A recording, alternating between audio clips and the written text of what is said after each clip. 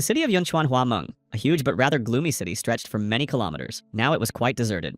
People with weapons wanted to destroy every single monster left alive in this city and beyond. There was no mercy for anyone if monsters appeared. Not for women, not even for small children. The fighters wanted to make sure that no one was left. A man in a dark room, hanging from the ceiling by a rope around his neck, gathered all his strength, pushed himself away and fell, breaking the upper knot of the rope. It was all useless. Neither pills nor injections nor the rope could help him. He had failed to take his own life yet again. One day, the city was awakened by terrible news. Strange creatures were found wandering in the epicenters of large fires in the city of Double X. According to the latest reports, the city was no longer functioning and the population was in a state of panic. The police were doing everything in their power to find out what had happened. The government assures that all residents will soon be able to take refuge in a safe shelter. They also promise to direct all available forces to protect the civilian population in every settlement. A man with his face partially covered by a hood took a bottle from the shelf. Suddenly, he heard the sound of footsteps and people screaming. People ran one after another, tripping over each other and falling to the floor of the store. A strange creature with a knife was chasing them. The terrifying monsters, which did not resemble humans, destroyed everyone in their path. The man even thought he was hallucinating from the illegal substances he had taken the day before. What were these creatures? One of these terrifying monsters lunged at him with a weapon, but the man kicked the monster back. Now the man remembered that he hadn't taken anything yesterday and had tried to take his own life with a rope, so he wasn't imagining things. When the terrifying creatures tried to attack again, the man scattered them all with precise blows. He didn't understand what these monsters wanted or what they were trying to do. Who were they and where had they come from? He had spent so long thinking of a way to destroy himself, but he would not let these incomprehensible creatures destroy him. After finishing with the monsters, he looked around at the destruction and chaos around him. Unexpectedly, the end had come for the world. But he wasn't the only one trying to fight. Not everyone gave up right away. A guy waving a bat tried to figure out what was going on. Shirquan had missed only one training session today and, as luck would have it, found himself in such a mess. At one point, Shirquan thought he couldn't handle it, but then a man came to his aid. This man scattered all the monsters and ordered Shirquan to follow him if he wanted to save his life, but only on the condition that Shirquan obeyed the man's orders without question. Of course, Shirquan agreed, but before he could say anything else, the man ran away after hearing a scream nearby. Picking up a bat, Shirquan caught up with the man in the sporting goods section. Another monster was standing in front of them, but it was much bigger and scarier than the ones they had seen earlier in another department. The monster stood opposite the guy with a tennis racket in his hands. The guy was very scared. Behind him sat his wife and young daughter, who were also very frightened and crying. Before the monster could attack, the man struck first. The impact was as if he had hit a mountain. This one was not only bigger, but logically, much stronger than the other monsters he had already defeated. Finally, the man managed to hit the creature in the face and gouge out its eye. The monster was distracted by the pain, but as soon as the man was about to deliver the final blow, everyone froze. Something had happened, and no one could move. The monster threw the man aside with all its strength and knocked over a shelf of goods onto him. Then the monster turned on Shirquan. It was not the first time he regretted not staying at training today. Something was wrong again. Shirquan suddenly felt as if every cell in his body was saturated with energy. He raised his bat. Perhaps in this state, he would be able to defeat the monster, but before he could do anything, someone attacked the monster from behind. It was the man who had finally managed to get out from under the shelf. He threw a wire around the monster's neck. Shirquan struck it from the front with his bat. There was a loud bang and a burst of wild energy. The monster was dead. The supermarket was almost completely destroyed. The survivors found refuge among the shelves and sat in fear, waiting for some kind of rescue. In front of them stood Shirquan and a hooded man. Those 7 hours felt like decades. The man's name was Ye Rong. Shirquan was curious about his past. Despite their close relationship, he found it difficult to get along with Ye Rong. He knew only his name, but he was sure that this man was not simple. Now only 100 people remained alive. If it weren't for Ye Rong, who knows how many more people would have died here. He evacuated helpless people and destroyed these creatures himself. There was not a trace of confusion in his eyes, only confidence. Everyone was gripped by panic, but he cleared one department after another. When Ye Rong asked Shirquan to take off his gloves, they saw identical tattoos on the back of his wrists. They hadn't been there before. They had become special people, awakened. Little was known about this yet, but only 4 or at most 5% of people were awakened. Presumably, the power they had gained was related to everything that was happening. Shirquan did not think he would gain it so easily.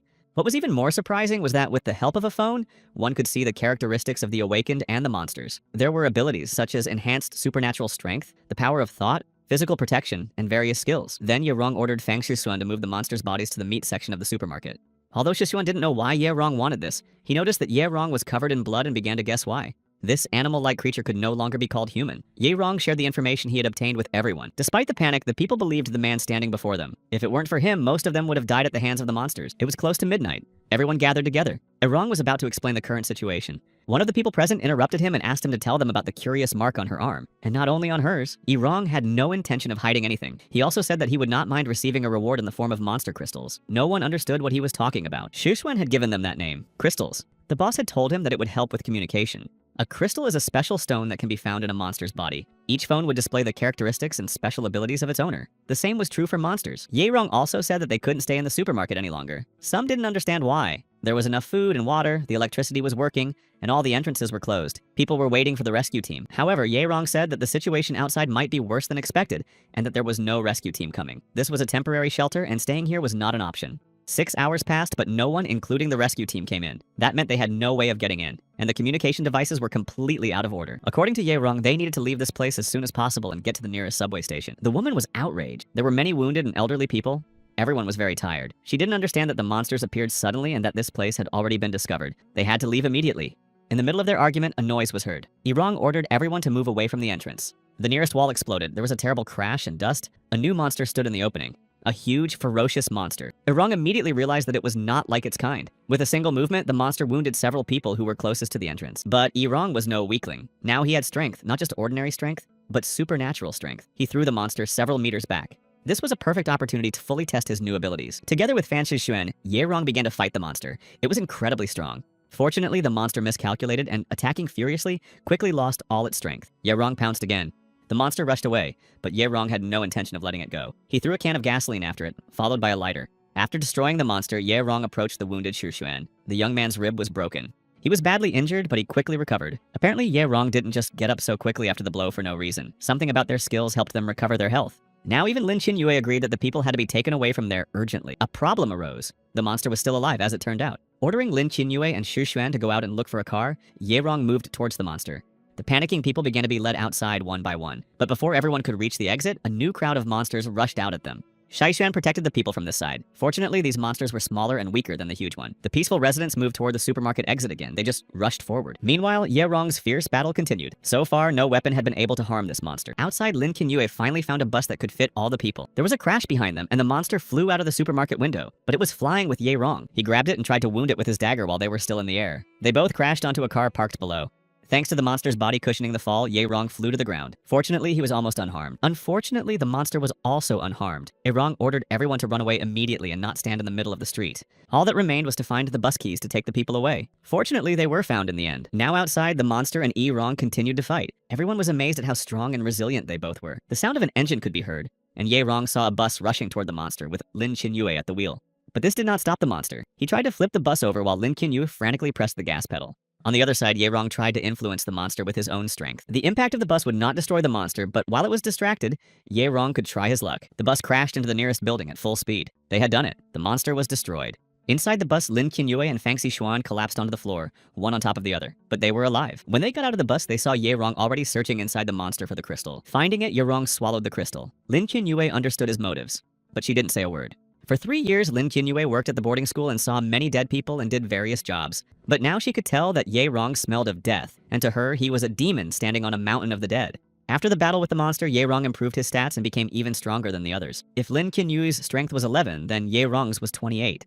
And now Yahello was gathering essential items for everyone. He also took gloves, headgear, and dark, non-reflective clothing. He chose food with a long shelf life and high calorie content that would be easy and convenient to carry. Others followed his example and helped gather supplies. The people were inspired by Yahello's victory over the monster and believed that everything would be fine. After gathering, everyone headed to City Hall. Fortunately, there were no monsters there. Everyone breathed a sigh of relief, but Yahello suggested going further. But this time, he only allowed the awakened to go with him. He didn't force anyone, but everyone wanted to go with Yahello.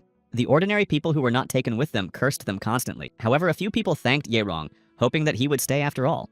But he left anyway. Shixuan and Lin Qinyue went with him. Lin did not consider him heartless in this situation. There was enough food, medicine, and weapons in the city hall. They reinforced the defensive line with vehicles and fire doors and also found a passage to the subway. Now the three of them were heading for the army district. There should be a police station along the way. There might be weapons there that they needed now. The slightest mistake could lead to their death, so they had to act with extreme caution. At the police station, they found several dead people. They had all been killed by gunshot wounds, not by the monsters. Fan Shixuan blocked all the windows and doors as ordered. In the middle of the room stood a bag. Lin Qinyue opened it. There was only an old, worn cup inside, but Lin Qinyue couldn't shake a strange feeling. Looking at the phone, the guys found a description. It was the healing cup of God. It created living water. Apparently, it was a very useful item. Shixuan was the most excited about the discovery. Then Lin Qinyue looked into the cup and saw that it instantly filled with water. After sprinkling it on Yahello's wound, everyone watched in amazement as it healed almost instantly. After admiring it, the trio began to search for weapons. They sorted through all their finds and decided what to do next. But then Yahello asked everyone to be quiet and stop. There was a noise near the door. Yahello opened the door and went out. There was no one at the entrance, but the noise did not subside, and then Yahello looked up. A flying monster with large black wings spread out from the sky and stared down at him. But the monster did not notice Yahello and simply flew past. It exuded a terrifying power. Returning to the site, Rong saw Shixuan and Lin Qinyue lying on the floor, writhing in pain. They too had felt the pressure from the monster. Then Lin lost consciousness. Yirong rushed to the bowl of living water. The girl regained consciousness. Fan Shixuan also felt better. They never found out why they suddenly felt so ill, but Yaerong suspected that it was because of the flying monster's power. The next day, they were all practicing their moves on monsters. Shuxuan felt that he had become stronger. After finishing off the group of monsters, Yaerong, Fan Shuxuan, and Lin Qinyue ate a crystal each and were about to move on. They had been wandering around for half an hour, and Lin Qinyue felt that Yaerong was deliberately looking for monsters. That was indeed the case. Yaerong believed that it was necessary to hunt weak individuals in order to gradually accumulate strength and practice techniques. A crowd of armed soldiers fired at the monsters rushing toward them without stopping. So far, they had managed to hold the line. Suddenly, they saw a new monster ahead of them. It was larger than the usual ones. Normal bullets did not work on it, so they began throwing grenades at it, but the monster's wounds healed on their own. Thus, the monsters finally crossed the line of defense and began to destroy the soldiers. The survivors were ordered to move to the next line of defense. But it didn't help. It seemed like the end when suddenly a man appeared who stopped the monster with a wave of his hand. No one understood what was happening or how this man had destroyed all the monsters so quickly. These monsters had appeared the previous afternoon, and the unprepared officers were immediately destroyed. Later, communication was cut off. The enemy had destroyed the command regiment. Fear of the enemy caused the soldiers to lose their fighting spirit. Only one managed to gather the remnants of the troops and somehow hold the defense. But little by little, she began to feel weak, and it was at this difficult moment that she met Yaerong, who came to her aid. The junior lieutenant was in charge here. Yaerong ordered them to get rid of their old weapons and equip themselves with new ones. Lin Qinyue was to treat the wounded, while the rest were to defend the main forces. But the junior lieutenant asked Rong not to rush. After all, they didn't even know who he was. Rong himself did not respond and said that the monsters must have a commander, and that if they did not gather now, they would not be able to withstand another attack. They could introduce themselves later. There was no time to waste on talk. And so it happened. Very soon the monsters attacked again, but the fighters were ready. Rong's accuracy was impeccable, and everyone wondered who he was. Then the wall of the nearest building collapsed. Standing next to it was a monster with a staff in his hands. There was their commander. The pressure was terrible. He must be very strong. Before Rong could attack him, the leader built a wall of monsters in front of him. The bullets had no effect on him. With a single movement, the main monster turned them around and they flew toward Rong. The dagger thrown at the monster was also unsuccessful and was broken into pieces. But luckily before that, the dagger managed to damage the staff of the main monster. According to Rong, the situation changed. All the enemies in the barracks were destroyed, and the lost front was regained. A weapons warehouse was also organized, and all equipment was completely replaced. When Junior Lieutenant Quan Huiyun approached Rong, he told her that she could ask him anything now because there would be no other opportunity. To begin with, Quan Huiyun thanked Rong. Quan's grandfather was a former commander of the capital district. 5 years ago, Rong met him in the military district. Quan Huiyun was also there. At that time, her grandfather asked Quan not to ask about Rong and his comrades. This group had no units or ranks. Quan clearly remembered this moment. Rong was indeed a soldier. Moreover, he was a member of a special unit that was taboo for commanders in military districts. At that time, Rong asked all the soldiers to gather for a talk. He wanted to form a special unit and offered them the opportunity to join if they wished. This disaster affected the entire country. Other places suffered just as much. By joining, everyone received information that Rong possessed and increased chances of survival. So the soldiers began to receive information, but the data was still insufficient. And this was a headache for everyone. For some unknown reason, after the monsters appeared, awakened people began to appear in human camps. Now, Chen Huayun and 2 other soldiers had become awakened. By eating crystals, it was possible to improve one's skills. This was known from the phone. The monsters were given names: goblins, orcs, black orcs, clay monsters, and goblin shamans. It turned out that the remains of the monsters could be used. Rong, for example, made a pill from the horn of a goblin shaman. This pill slightly increased all abilities and skills. Firepower would increase significantly if soldiers and weak awakened ones could overcome their fear. Thus, Shuxuan and Lin Qinyue also gained a new form, just like the other soldiers. The guy Zhang Chengxun came up with the name Mech for the squad. It is a mythical animal that feeds on nightmares. In addition, Zhang Chengxun suggested that their next stop be a museum. There's a place nearby where bows are kept. It turned out that Zhang had previously been an expert in smuggling, forgery, and sales. Half an hour later, the mech squad set off for their destination. The car they took was an excellent choice. With it, they didn't have to fear even small monsters. There was a rumbling sound ahead. Smoke was visible, a fire was raging somewhere in the city. It was unclear who had started it and why. Getting out of the bus, Rong ordered the soldiers to take their pills and prepare for battle. Zhang Chengxun was in the rear, and Junior Lieutenant Quan Huayun was in charge of cover. Accordingly, Lin Qinyue was responsible for treating the wounded, and Fang Xuan went with Rong. Monsters began to crawl out from all sides, and they were new ones. They looked like skeletons of dogs with burning eyes. They also had a leader. He was big and ferocious. The soldiers were covered in sweat from fear. The battle began. These monsters were too fast. Rong took care of the leader himself. He quickly realized that these creatures were as strong as the previous ones, but even more dangerous. But Rong's strength had also grown significantly during this time, both physical and supernatural. Rong's comrades were amazed at how quickly and skillfully he dealt with the large number of monsters. Finally, the squad reached the museum. Some remained in the car while others went with Rong. Chen Huayun remained in charge. In the museum, they found some excellent working weapons. Surprisingly, the exhibits, which were over 1,000 years old, looked and worked like new. Apparently, the changes in the universe had affected them as well.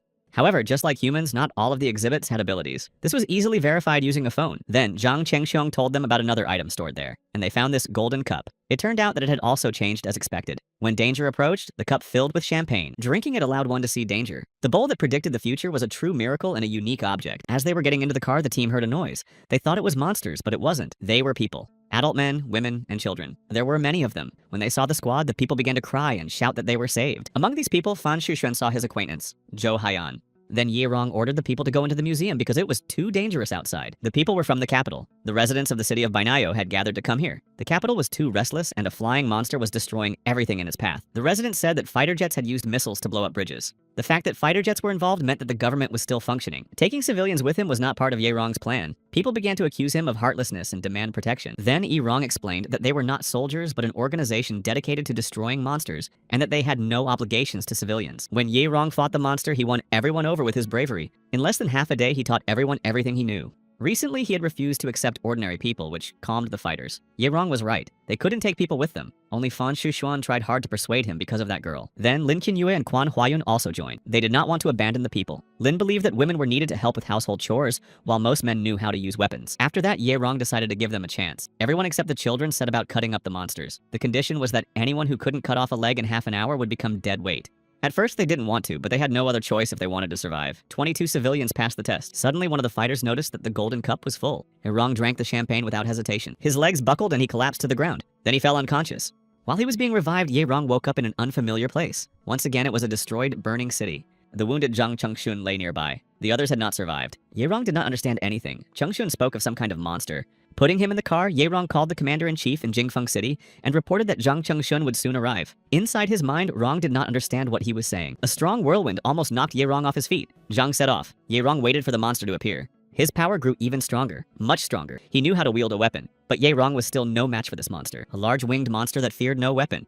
Just as Ye Rong was about to attack, he suddenly woke up and saw his worried comrades above him. As it turned out, Ye Rong had slept for several hours. He briefly told everyone what he had seen and asked for coffee. Zhang Chengzhong looked about 5 years older, maybe a little less. Ye Rong told them that he had seen his own death, but the others were confident that with this knowledge, they could change the future. Commander-in-Chief Zhen Xianfeng is now a colonel in the 10th Mechanized Infantry Regiment. It seems that this unit will still exist in the future.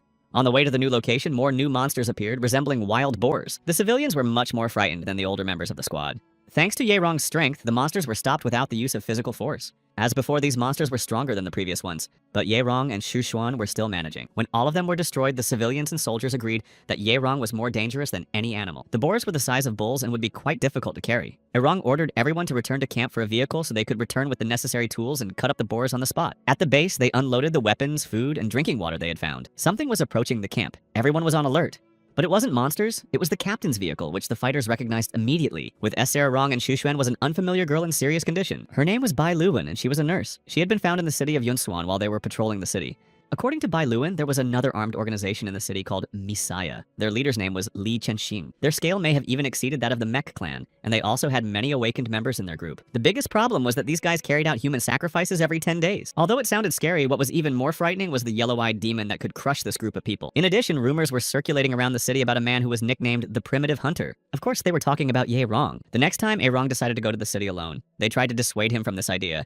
The task Ye Rong set for himself was to destroy the leader of Messiah so that his followers would flee in fear. To do this, Ye Rong believed he needed to move alone. He was skilled at covert assassinations. It was January 10th, almost 8 p.m. If Ye Rong did not return by 5 p.m. the next day, he was ordered to return to camp and move on to other locations. Winter had arrived and it was very cold. People in the subway were discussing Squad B. The squad had set out on another mission to destroy monsters, but they never returned. Because of the yellow-eyed demon, even the monsters scattered, let alone the people. Messiah's squad was restless. Someone was standing behind the gates of their base and they were scared. Suddenly, the gate was knocked down and a car with Ye Rong at the wheel scattered the crowd to the sides. No one understood where this madman had come from or why he was there. Approaching the car, they discovered that there was no one behind the wheel. The cunning Ye Rong had already taken one of them prisoner and was questioning him about how many people were inside and where they were standing. There were about 50 of them inside. The leader was on the top floor. The yellow-eyed monster lives at Sindong Station. The monsters in the area are afraid to go there. Before that, a crusade squad had encountered him, and only the leader had managed to escape.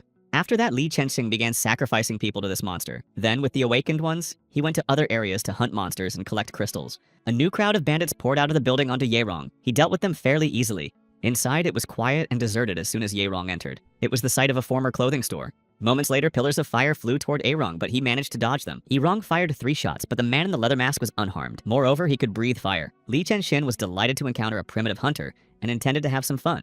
The world was already in ruins. When Li Chenxin fled the city of Qingluo, he thought he was the only one left alive. Millions of monsters had taken over the surrounding area. While Li was talking, Ye Rong noticed that his clothes looked very similar to the skin of a black monster. Meanwhile, Li's followers, who called him Master Messiah, came to his aid. This suited Li Chenshin just fine. He ordered his men to attack Ye Rong, but Ye Rong had already managed to escape. He had already climbed higher and was taking aim, but from the other side, Li Chenshin was already running towards him. But Ye Rong disappeared again. In his anger, Li Chenshin wounded several of his men. Once again, Ye Rong got ahead of him and was already behind him. A fight broke out. In terms of physical strength, Ye Rong was stronger. 5 minutes later, Li Chenshin was lying on the floor, defeated and extremely surprised. The head of Misai began to offer Ye Rong to join him. This meant the status quo and, of course, the yellow-eyed demon. But Ye Rong refused and took Li Chenshin's life. He also took several artifacts from him, such as the general's dagger and the firewater. At the base of the mech squad, the fighters demanded that the awakened ones become their hounds and give them a quarter of all the crystal. These were the awakened ones who had been brought from the Messiah clan. Those who remained, and they rebelled. They did not want to obey. Conflict was inevitable. The awakened were still loyal to Messiah and did not want to help Mech's squad.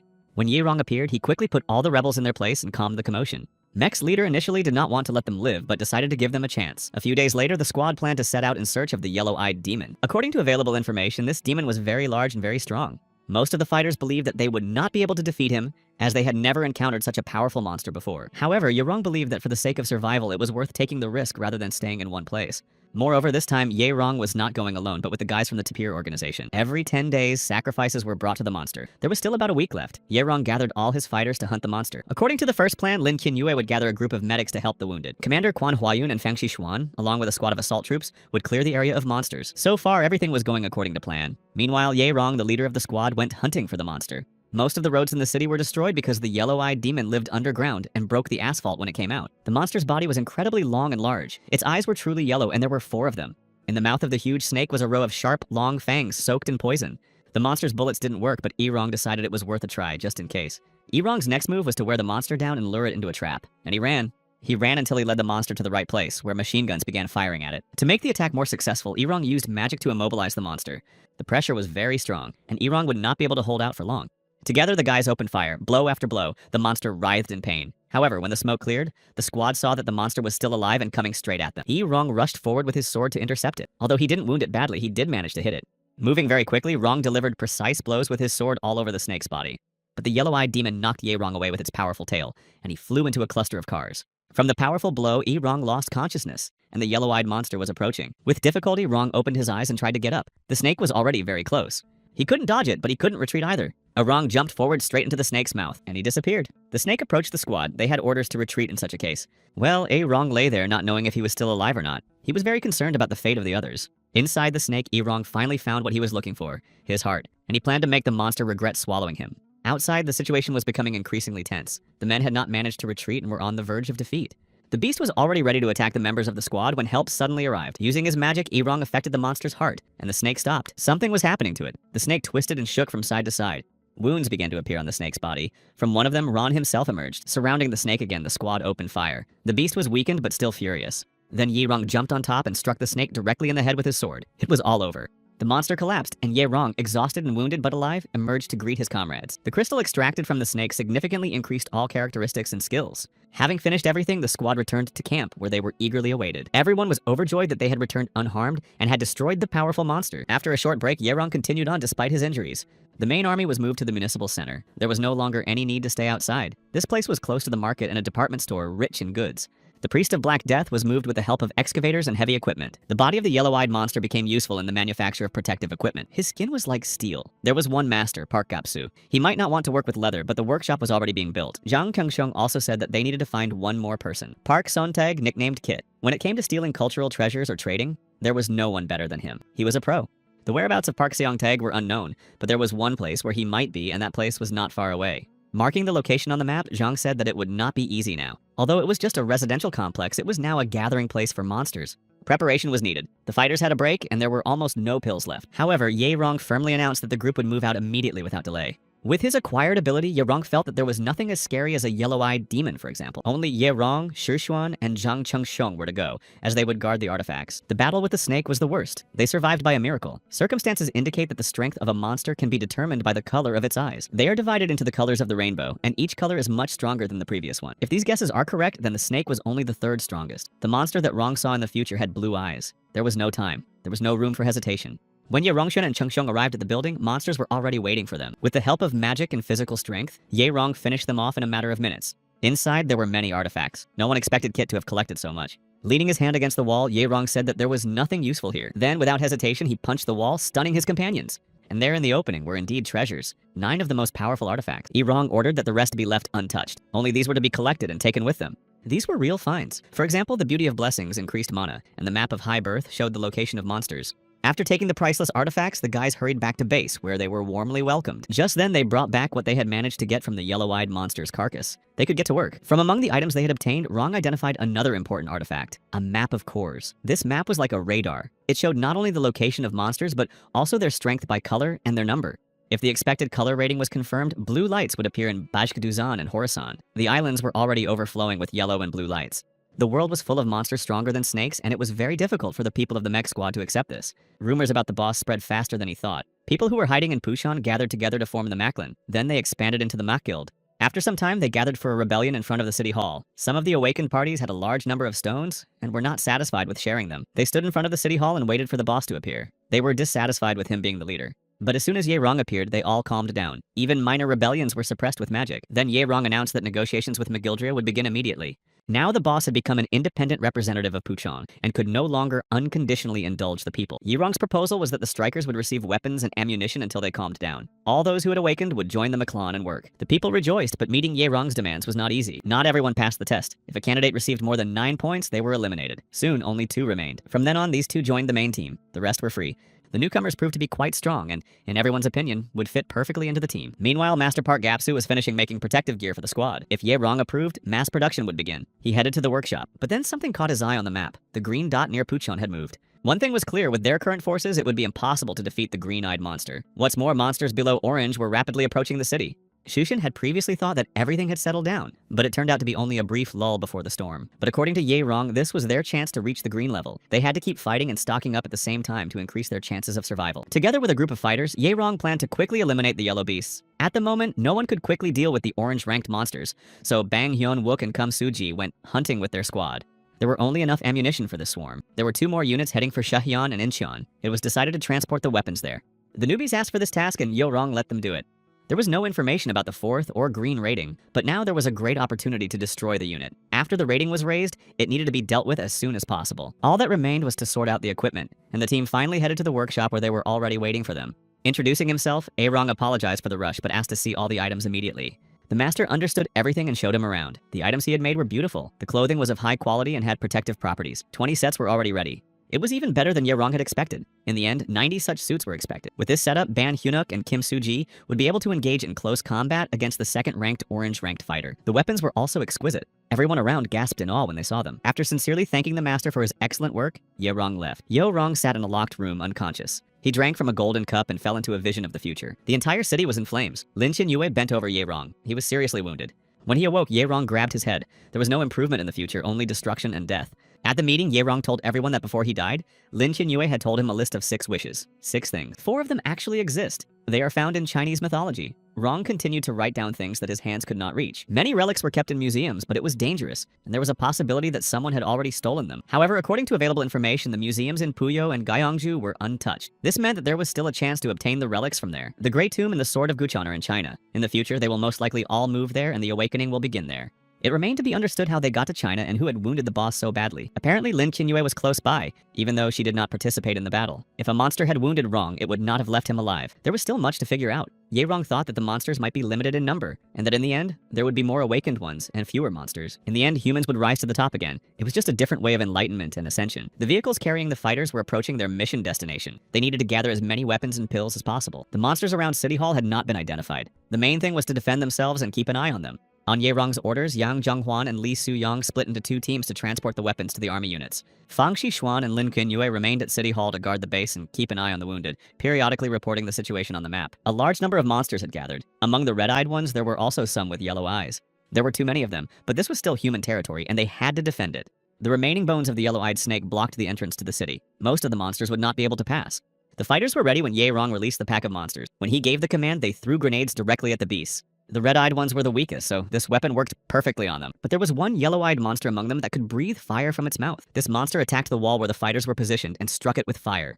Then Rong quickly came to the rescue. He headed toward the yellow-eyed monster. Meanwhile, Ban Hyun Wook and Kim Soo-ji encountered something new. It was a monster with yellow eyes, but it looked somewhat human. It was very difficult for them, but they understood that what they were doing was nothing compared to the boss's contribution. Pulling themselves together and adding a little magic to their physical strength, Ban Hyun-wook and Kim Soo-ji began to win. The yellow-eyed monster who had already lost an arm to Ye-rong also had problem. However, the monster had 4 arms and the ability to breathe fire, which Ye-rong could barely contain with his magic. But redirecting the fire at the monster, Yong-rong quickly pounced on it and tore off a couple more pieces of its body. The beast became enraged. However, this did not help him. With his sword, Ye-rong destroyed him. The remaining beasts who saw this were terrified. Opposite Ye-rong stood an armed man demanding an explanation for why Rong had destroyed his people. As it turned out, there were dozens of bodies of women in the basement who had died from terror and cruel treatment. And Ye-rong could not ignore this situation. The world was full of monsters, and these guys were no better than them. The guy with the gun yelled at Rong to shut up. Kicking the gun out of his hands, Ye-rong stood there and looked at the guy with condemnation. The guy, driven mad, shouted that he was also awakened and had mastered telekinesis. But Ye-rong calmed the guy down with a single flick of his fingers, and he was already lying on the floor. 3 days ago. After the monster raid, a lot of weapons and materials for the workshop had been collected. There were no casualties, only minor injuries, and everyone was expected to recover soon. Everyone had done their missions perfectly, and now it was time to prepare for the battle with the green-eyed monster. Jang Chengxiong rushed into the room and showed Ye-rong a map. The point located in the city of Kwangmyong had recently disappeared. Either the green monster had become invisible or had gone beyond the range of the map. The third option was that there was someone more powerful than Ye-rong who had awakened and was hunting the green-eyed monster. Everyone's initial abilities are different, especially if they have a powerful artifact. If this person exists, he might be the one to destroy Ye-rong in the future. And then E-rong decided to go to Kwangmyong alone. Everyone looked at him in surprise. The main goal of those who remained was reconnaissance. It was also necessary to strengthen defenses and secure escape routes in case of unforeseen circumstances. So now Yong-rong demanded that the guy tell him everything he knew about what had happened 3 days ago. Late in the evening, about 10 people who looked like special forces entered Kwangmyong. The guy's people were also cautious, but some did not take it seriously enough. After that, the monsters began to move, and their numbers in the city decreased significantly. Be that as it may, Ye-rong believed that these people were there to hunt, and they were not special forces. They had managed to harm the three-eyed monster, for it had been here before. Taking advantage of the fact that Ye-rong was distracted by his thoughts, the guy tried to attack him, but without much success. The city was deserted. Ye-rong didn't encounter any people or monsters as he walked through a couple of blocks. Even when he went down into the subway, he didn't sense anything. Most likely the monsters were already gone. But something was weighing on him. The smell was heavy, the smell of blood and gunpowder. Ahead, Ye-rong discovered the bodies of people. They were soldiers. Ye-rong searched them in the hope of finding artifacts or special weapons. Moving forward a little further, Ye-rong discovered the green-eyed monster itself, or rather, its body. Once back at the base, Ye-rong called an emergency meeting. So, the green-eyed monster had been destroyed. They now had serious competitors. But that wasn't the problem. A message appeared on one of the phones they found. It was about a meeting at Gimpo Airport. The meeting was unavoidable, and Rong planned to go to the negotiations. The Chinese city of Xi'an was teeming with monsters of various ranks and types. The group of people did not want to be the first to act. According to the plan, they were supposed to intervene only after an attack from the air. General Qingxian ordered them to begin anyway. It was their duty to protect their land. The girl began to play her instrument, and a golden glow surrounded all the fighters. It was time to begin. A group of fighters rushed into the attack. Their strength increased significantly with the start of the music. Inside the town hall, Lin Qianyue worked tirelessly to help the wounded. More and more were brought in. These were the soldiers who had been sent to fight the 4th-level monsters. Every single one of them was wounded. After the monsters appeared, the deserted city quickly began to collapse. Communications were immediately paralyzed, and the electricity stopped flowing. However, it was not so easy to deal with the people themselves. Many of them began to look for solutions to the problems. Engineers set up solar panel production and began to generate electricity with them. Every effort was made to prepare a militia. With the help of search teams, the food problem was also solved. There was enough food. A large number of people gathered, and it was time to think about a system of government. Little by little, the guild gained strength. Once again, Ye-rong decided to use the golden bowl to see what would happen in the future. It was still very early. A-rong was kneeling in front of 2 Chinese girls. One was holding a weapon and the other a musical instrument. The girls were twins and for some reason called E-rong a dragon hunter. A guy came up behind Ye-rong and stabbed him in the heart with a long sword. But Ye-rong from the future told himself to remember that the enemy's name was O-Sabam, and that there were 6 snakes here. There were 3 days left before what happened in the dream, so E-rong was able to defeat the dragon, but still died. The members of the squad suggested canceling the expedition to the airport because the whole situation was very stressful. Ye-rong himself was shocked that these people had turned out to be traitors. After all, he had formed a group with them in the future, but they had to go to the airport anyway. March 3rd, Gimpo International Airport. It was still snowing. Group D was in position and Group B had also returned. Group K was on alert. Only Group C was missing. Few believed that they would raise the alert level above yellow. Lieutenant Colonel Yu Dae-hyun from the Capital District Defense Headquarters appeared. He was the commander of a Special Forces battalion. The Lieutenant Colonel planned to describe the current situation to everyone, but first he noticed that Major Oh Se-bai was nowhere to be seen. He had never been late for a meeting before. Suddenly a message came in about strangers on the territory. Intelligence reported movement on the runway, but they weren't monsters, and there was only one of them. The soldiers approached him to check, but they didn't dare to get too close. The Lieutenant Colonel was informed that it was a survivor, a young man named Kim Tae-jun, and he demanded to speak to the commander. Upon hearing that name, Lieutenant Colonel Yu Dae-hyun's face changed beyond recognition. The fact that Major Kim Tae-jun had survived was incredible. The Lieutenant Colonel went out to meet him. Yo Rong. That was his new name. The conversation dragged on and everyone was curious about what was going on and what they were talking about. The major had changed. His guild was called Mech. Kim Tae-jun offered negotiations and a peaceful resolution, but the lieutenant colonel said that it wasn't up to him to decide. But then Kim began to threaten him, saying that his fighters were elite and that to fight them would be to lose practically everything. He said that if he were in the lieutenant colonel's place, he would do everything to resolve the matter peacefully. Moreover, Kim Tae-jun had power. He was awakened, and the lieutenant colonel realized that he was ready to fight everyone alone right now. Another man approached them from behind. He was late, Major Oh Sebom. Major Kim Tae-jun, whose name was now Yi-rong, immediately recognized this voice from the future. Now Ye-rong was asking for cooperation so that he could remain in charge in Puchon, and the government would not interfere. Major Oh Sebom began to mock Ye-rong, and the lieutenant colonel decided to challenge him to a fistfight. Both agreed. They didn't waste any time and got right down to business. Oh Sebong and Ye-rong began to fight. Major Oh Sebong did not expect Ye-rong to be a worthy opponent, but the battle was evenly matched. The soldiers did not believe that Oh Sebong would lose. Their major even had the nickname Rodmaker. He was invincible. They said that he could single-handedly deal with a yellow-level threat, and if he had a team with him, even a blue-level threat. The lieutenant colonel recalled Ye-rong's past when he was still Major Kim Tae-jun. He was the only survivor of those who were called ghosts. Legends were told about them even among the highest leadership. However, only a small circle of people knew of his existence. They were only used in operations that required something that ordinary people were incapable of, and where only one combat unit could be deployed without widespread publicity. Meanwhile, Oh Sebom was surprised that Ye-rong was his equal in combat. At one point, Ye-rong even began to win. However, at times, Oh Sebom managed to take the initiative. In the end, though, Major Oh Sebom lost. The soldiers couldn't believe their eyes. Before leaving, Lieutenant Colonel Ye-rong asked about the situation in Seoul. He replied that Supansa was currently stationed in Kangbuk.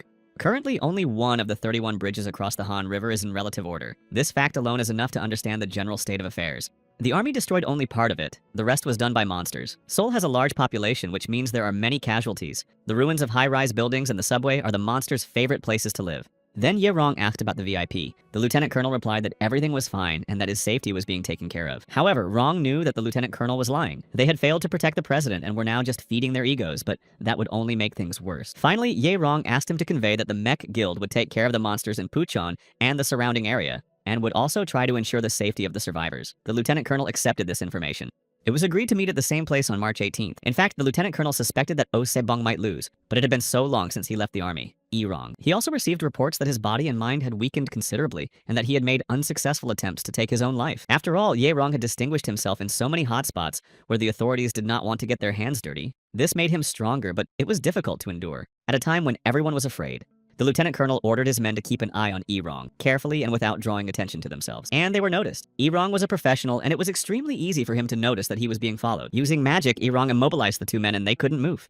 But Yi-rong had no intention of taking their lives or provoking the lieutenant colonel. However, he demanded that these soldiers remain in plain sight for half a month. Sergeant Kim Yuri and Sergeant Kim Chu-hyuk had no choice but to agree. Not everyone understood what such young soldiers from the main district were doing here, but Yi-rong remained silent. But he called a meeting. The situation in Seoul was far from ideal. The status of the president and the minister was very unclear. To remedy the situation, troops from the Capital District Defense Headquarters were sent to the city. At the same time, one of the 6 snakes was gaining strength. Yi-rong also said that he wanted to destroy Oseba on the spot, but decided that if he needed to maintain good relations with the lieutenant colonel, it would be better to wait. The lieutenant colonel has not been awakened, and this is his greatest weakness, as it is precisely those who have not been awakened who are gradually seizing power in the army. So, from the headquarters point of view, he is a lame duck. According to the squad, with the help of the lieutenant colonel, they could carry out work for the government and receive artifacts as rewards. However, whether the lieutenant colonel would cooperate with them remained a question. The lieutenant colonel is well aware of his position. However, he is very ambitious. Therefore, even if his position is dire, this man is unlikely to bow down. From that day on, wherever they went, they were filled with despair. There was nothing that could be called hope. But here, everything was different. That was the opinion of Kim Yuri and Kim Chu-hyuk when they found themselves in the camp of Yo-rong's unit. They built a protective wall and periodically combed the perimeter behind it. Solar panels were installed inside and work was organized to cut up the monsters. The ruins were cleared and the roads were repaired. People smoked, enjoyed their food, and talked. They laughed and had fun in their free time. Outside the city, raids were organized to hunt monsters. 2 new fighters also took part in these. After a successful battle against the weakest monsters, another yellow-eyed monster appeared. He was not only much stronger, but also 100 times larger than ordinary monsters. Some saw this for the first time and were ordered to retreat immediately. As usual, Yi-rong took on the yellow level himself. He rushed into the attack and successfully completed it. March 18th, Gimpo International Airport. The meeting took place, but no one was satisfied with Yi-rong's wish list. It contained practically the entire contents of the museum. But the lieutenant colonel stated that if the conditions were met, Yi-rong's squad would have to pay. Yi-rong said he would take the lieutenant colonel's restrictions into account. Then the lieutenant colonel noticed his men, Kim Yuri and Kim Chu-hyuk. They told him everything. Yuri and Chu-hyuk's report surprised the lieutenant colonel. The fact that Yi-rong had dealt with a yellow-level monster so quickly was not just beyond expectations. It was beyond imagination. A crisis always brings opportunities. Even if Ye Rong manages to achieve one small success, it could have a big impact on his reputation during a period of instability. In the end, everything went according to Ye Rong's plan. Kim Yuri and Kim Chu-hyuk were left behind for observation, and then to deliver Kate. Jang Kung-shun was also curious about who Kate was and why she was so important to national defense. It turned out that she was the daughter of the American ambassador Douglas. This was proof of the safety of the American recruits. The US contingent in South Korea was a serious force, and since the artifacts were of little value to the lieutenant colonel, he decided to trade them for the help of the American army. This would be a good bargaining chip for him, and now Ye Rong and Jang became envoys. By saving the girl, they could strengthen their defenses. And so they were already in Incheon. The city was also teeming with various monsters, including orange-level ones. Kim Yuri and Kim Chu-hyuk hunted them together with Ye Rong. In addition to ordinary soldiers and civilians, there were even guys on tanks in the city. The city's residents didn't understand why Ye Rong had appeared with his fighters. They were worried that they had come for them. But Ye Rong calmed them down and introduced himself. He told them where he was from and who he was. He said that he was also one of the survivors. The priest was the leader of the townspeople. His name was Park Jong-jun. Ye Rong apologized and asked him to provide all the information he had. That was why they had come. While the priest was showing them into the house, Ye Rong noticed a cross on his chest. It was a relic that could ward off monsters from its owner, an important item. It turned out that Incheon was controlled by a green-eyed monster. He was 10 meters tall, and it was always followed by a crowd of smaller monsters. It had killed many ordinary people and fighters who had hunted it. The area was swarming with monsters, but they didn't venture into the city center, thanks to the protection of the priest and his relic. One of the fighters who encountered the green-eyed monster survived. Ye Rong visited him. The guy had one arm and one leg. He was Junior Sergeant Park Il-sun from the 3rd Airborne Brigade. He began his mission on January 22nd. His group's mission was to rescue the families of ambassadors from various countries, including the United States, and to search for new recruits. In the midst of the destroyed infrastructure, it was difficult for large groups to move around. As usual, just anyone wasn't allowed on these missions. However, they made a serious mistake and misjudged the enemy's strength. Plus, there was a traitor among them. But Park Il-sun at least did not let the traitor escape. He gave Kim Yuri an item, a statuette. The clay figure of a horseman was a special relic. When magic was present, it began to move. Its movements varied depending on the strength of the magic. Kim Yuri had 2 tasks. She told Rong about them. The first was to follow him. The second was to recover the relics lost during the failed operation in Incheon. The second mission was a priority. Failure of the mission, disobeying orders, and even treason because of this, meant that she was ordered to watch over Ye Rong, and everyone knew it. However, Kim Yuri knew that Ye Rong was a good man, so she wanted to ask him for a favor. She did not trust the headquarters. Yuri wanted to find and expose the traitor with Ye Rong's help. For that, she was willing to carry out any orders from Ye Rong and obey him. He heard her.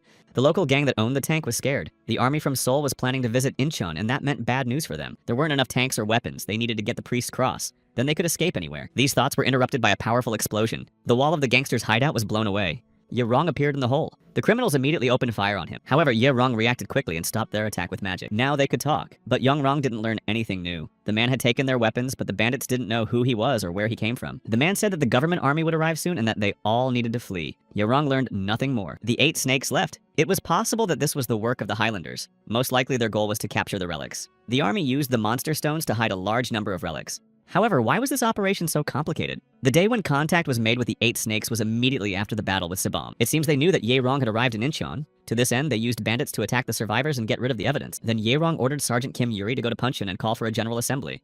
After trying out the figurine he received from Park Il-sun, Ye Rong was very pleased. Its combat power was comparable to the 3rd level, and its maneuverability even surpassed it. The only drawback was that the relic could only be used for 5 minutes. Of all the relics, the clay figurine of a horseman and the golden crown were national treasures. The location of the latter was still unknown. The residents of Incheon, led by a priest, watched their appearance with horror. They did not understand anything. The members of the Miok Guild arrived in Incheon at the behest of Ye Rong. Realizing that these were Ye Rong's men, the priest began to pray and say that this was a sign from God. They would definitely help. A meeting began. They had to quickly figure out what was going on. There was a nest of 1st-level monsters with about 50 creatures. The fighters began methodically destroying this horde of monsters. In the residential complex, there were 3 2nd-level monsters and about 100 1st-level ones. 30 soldiers were sent there. They were led by Shirxuan, who had become much stronger and was doing an excellent job. In the Incheon terminal, there were about 50 1st-level monsters and 2 2nd-level ones. 10 soldiers were sent there under the command of Kim Soo-ji. Near the park, there was 1 3rd-level monster, 3 2nd-level monsters, and over 100 3rd-level monsters. Ye Rong went there alone.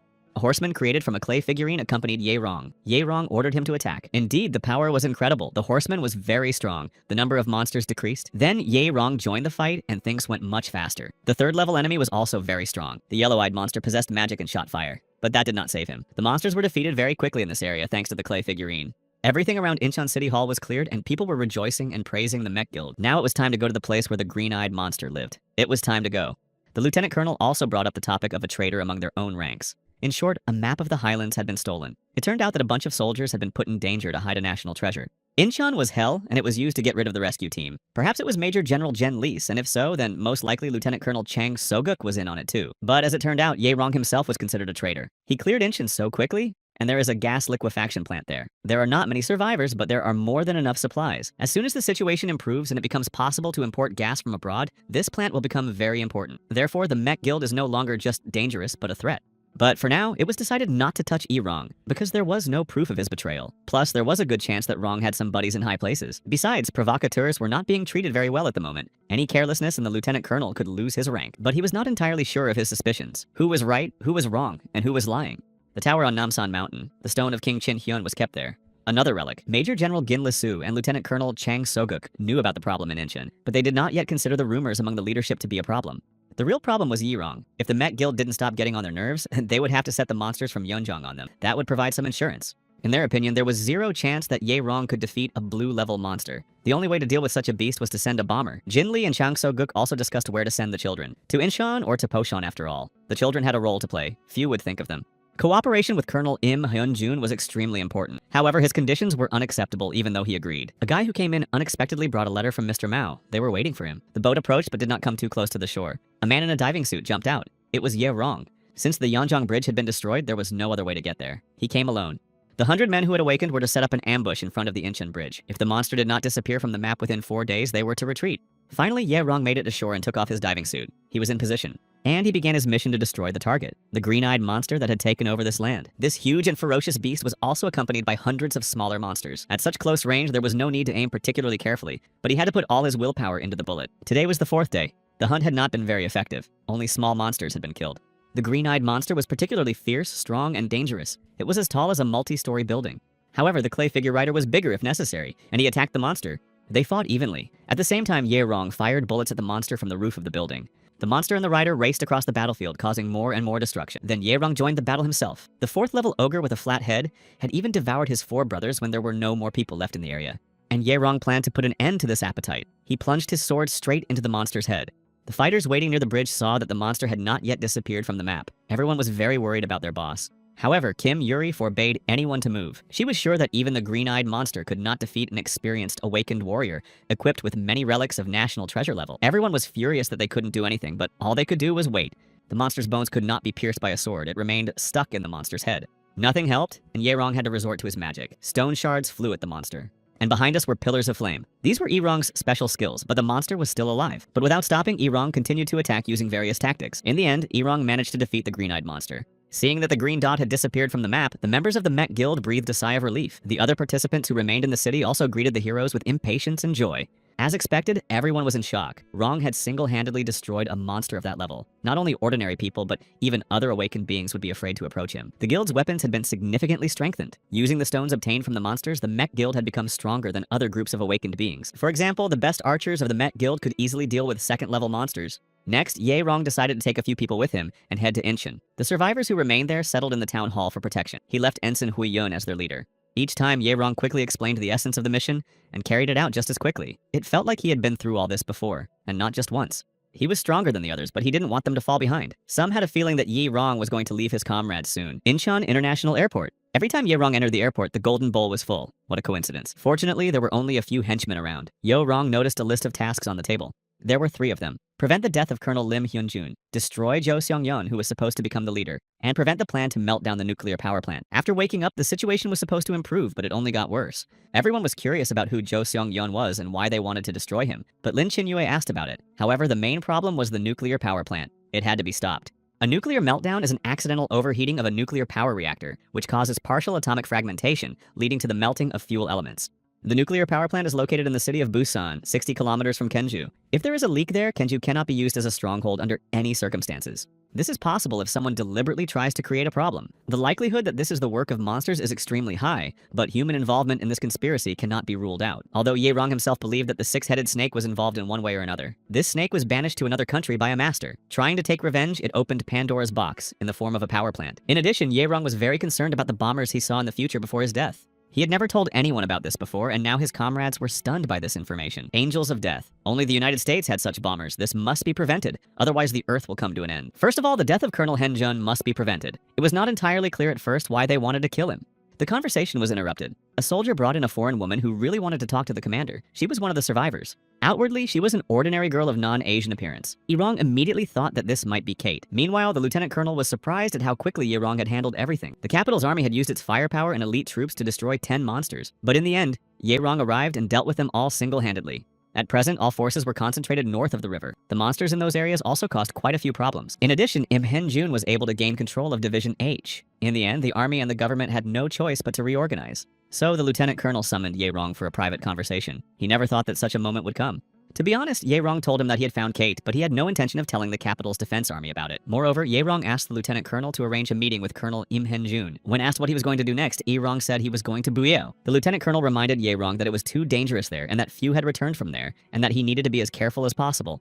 Yirong took Kate with him on his next outing and meeting. She was ready. While driving, Rong scattered the monsters that were throwing themselves at the hood. Sitting in the passenger seat, Kate was scared. She was his hostage and was heading to Bai with Yirong. It seemed that Kate would not be able to reach her father's defensive post for some time. Yirong said that she was an important card for gaining advantageous positions in the negotiations. As Zhang Chengxiong had guessed, Yirong was going to take the Great Censor from the National Museum in Buyeo, and Kate had to stay with him for now. Yirong had no intention of keeping Kate by force, but he could not guarantee her safety. She was skilled with weapons and not as simple as she seemed at first glance. She was not a professional, but she seemed to have undergone excellent systematic training. To improve her abilities and strength, Yirong presented her with a handful of stones from monsters, and now they were heading further into Buyeo. In the middle of the road, Rong suddenly stopped the car and they got out. Kate didn't understand why. Yirong told her that a man had been killed 4 kilometers away. The guy was running away from gangsters, but they caught up with him and killed him. They did it just for fun. However, their fun quickly ended with the arrival of Yirong, and they regretted their behavior. Among their belongings, Yirong found black stone swords. These should be kept in the Bui Museum. The defense army sent a large number of people to Baye, but none of the sorties were successful. There is a possibility that monsters are living in a training center located near Baye. Kate was very upset by what she saw. She didn't understand why people were fighting each other instead of the monsters. The rest of the gang that had killed the guy were in Bui. They also had a lot of weapons. They had settled in a football stadium. The scale of these places was much larger than Yirong had previously imagined. But there were also peaceful residents in the city who were ready to follow Yirong. They considered him their savior, and together they wanted to oppose the Messiah. Saving the townspeople was not part of Yirong's plans, but he couldn't abandon them either. He asked them to tell him everything. It was a cult divided into 4 levels. At the top was the leader, followed by guardians who served him, then believers with stigmata on their bodies, and at the bottom were ordinary people, slaves. They kept the women of the lowest level locked up and abused them, while the men were forced to work until they dropped. The great pipe in the leader's hands could summon beasts stronger than monsters. Moreover, many of the fighters here have joined the leader. The people who came to Rong managed to escape by a miracle. It will not be difficult to defeat the enemies, but if it is not done in one go, there will be trouble ahead. These cultists were obsessed with their leader and worshipped him. She left, dissatisfied that she had been distracted. However, the news was that a rebellion had broken out in Bui, and several of their groups had already been destroyed. The enemy could not be underestimated. Rumors circulated that the rebellion was led by a girl with golden hair, and now their group was already in Bui and had been ordered to attack and show no mercy. The leader decided to act decisively. After all, a bunch of rats had dared to rebel against God's authority. However, there was no one on the streets. A bunch of shells were fired in vain. For religious groups, the greatest fear is unbelievers. Rong had already given instructions to his people on the enemy side, and when the time came, their leader would take matters into his own hands. Yirong also told the civilians that they should retreat and take cover, and that he would take care of everything himself. The Messiah's henchmen ran to her, shouting that there was no one there, but something terrible appeared on horseback. Naturally, the clay figure rider was already there. He dealt with some of the leader's men. But the Messiah took out her relic and began to perform miracles. The fanatics around her were ecstatic and thought that these were the works of God. A huge golden tiger, a golden phoenix, and a golden dragon emerged from the incense burner. The chief knew that someone was controlling the man on the horse, and that this person had to be found immediately. But in any case, he would not be able to defeat him with her powers. Or so she thought. A sudden explosion knocked everyone off their feet. Smoke filled the entire street. When it cleared, there was more than one horseman.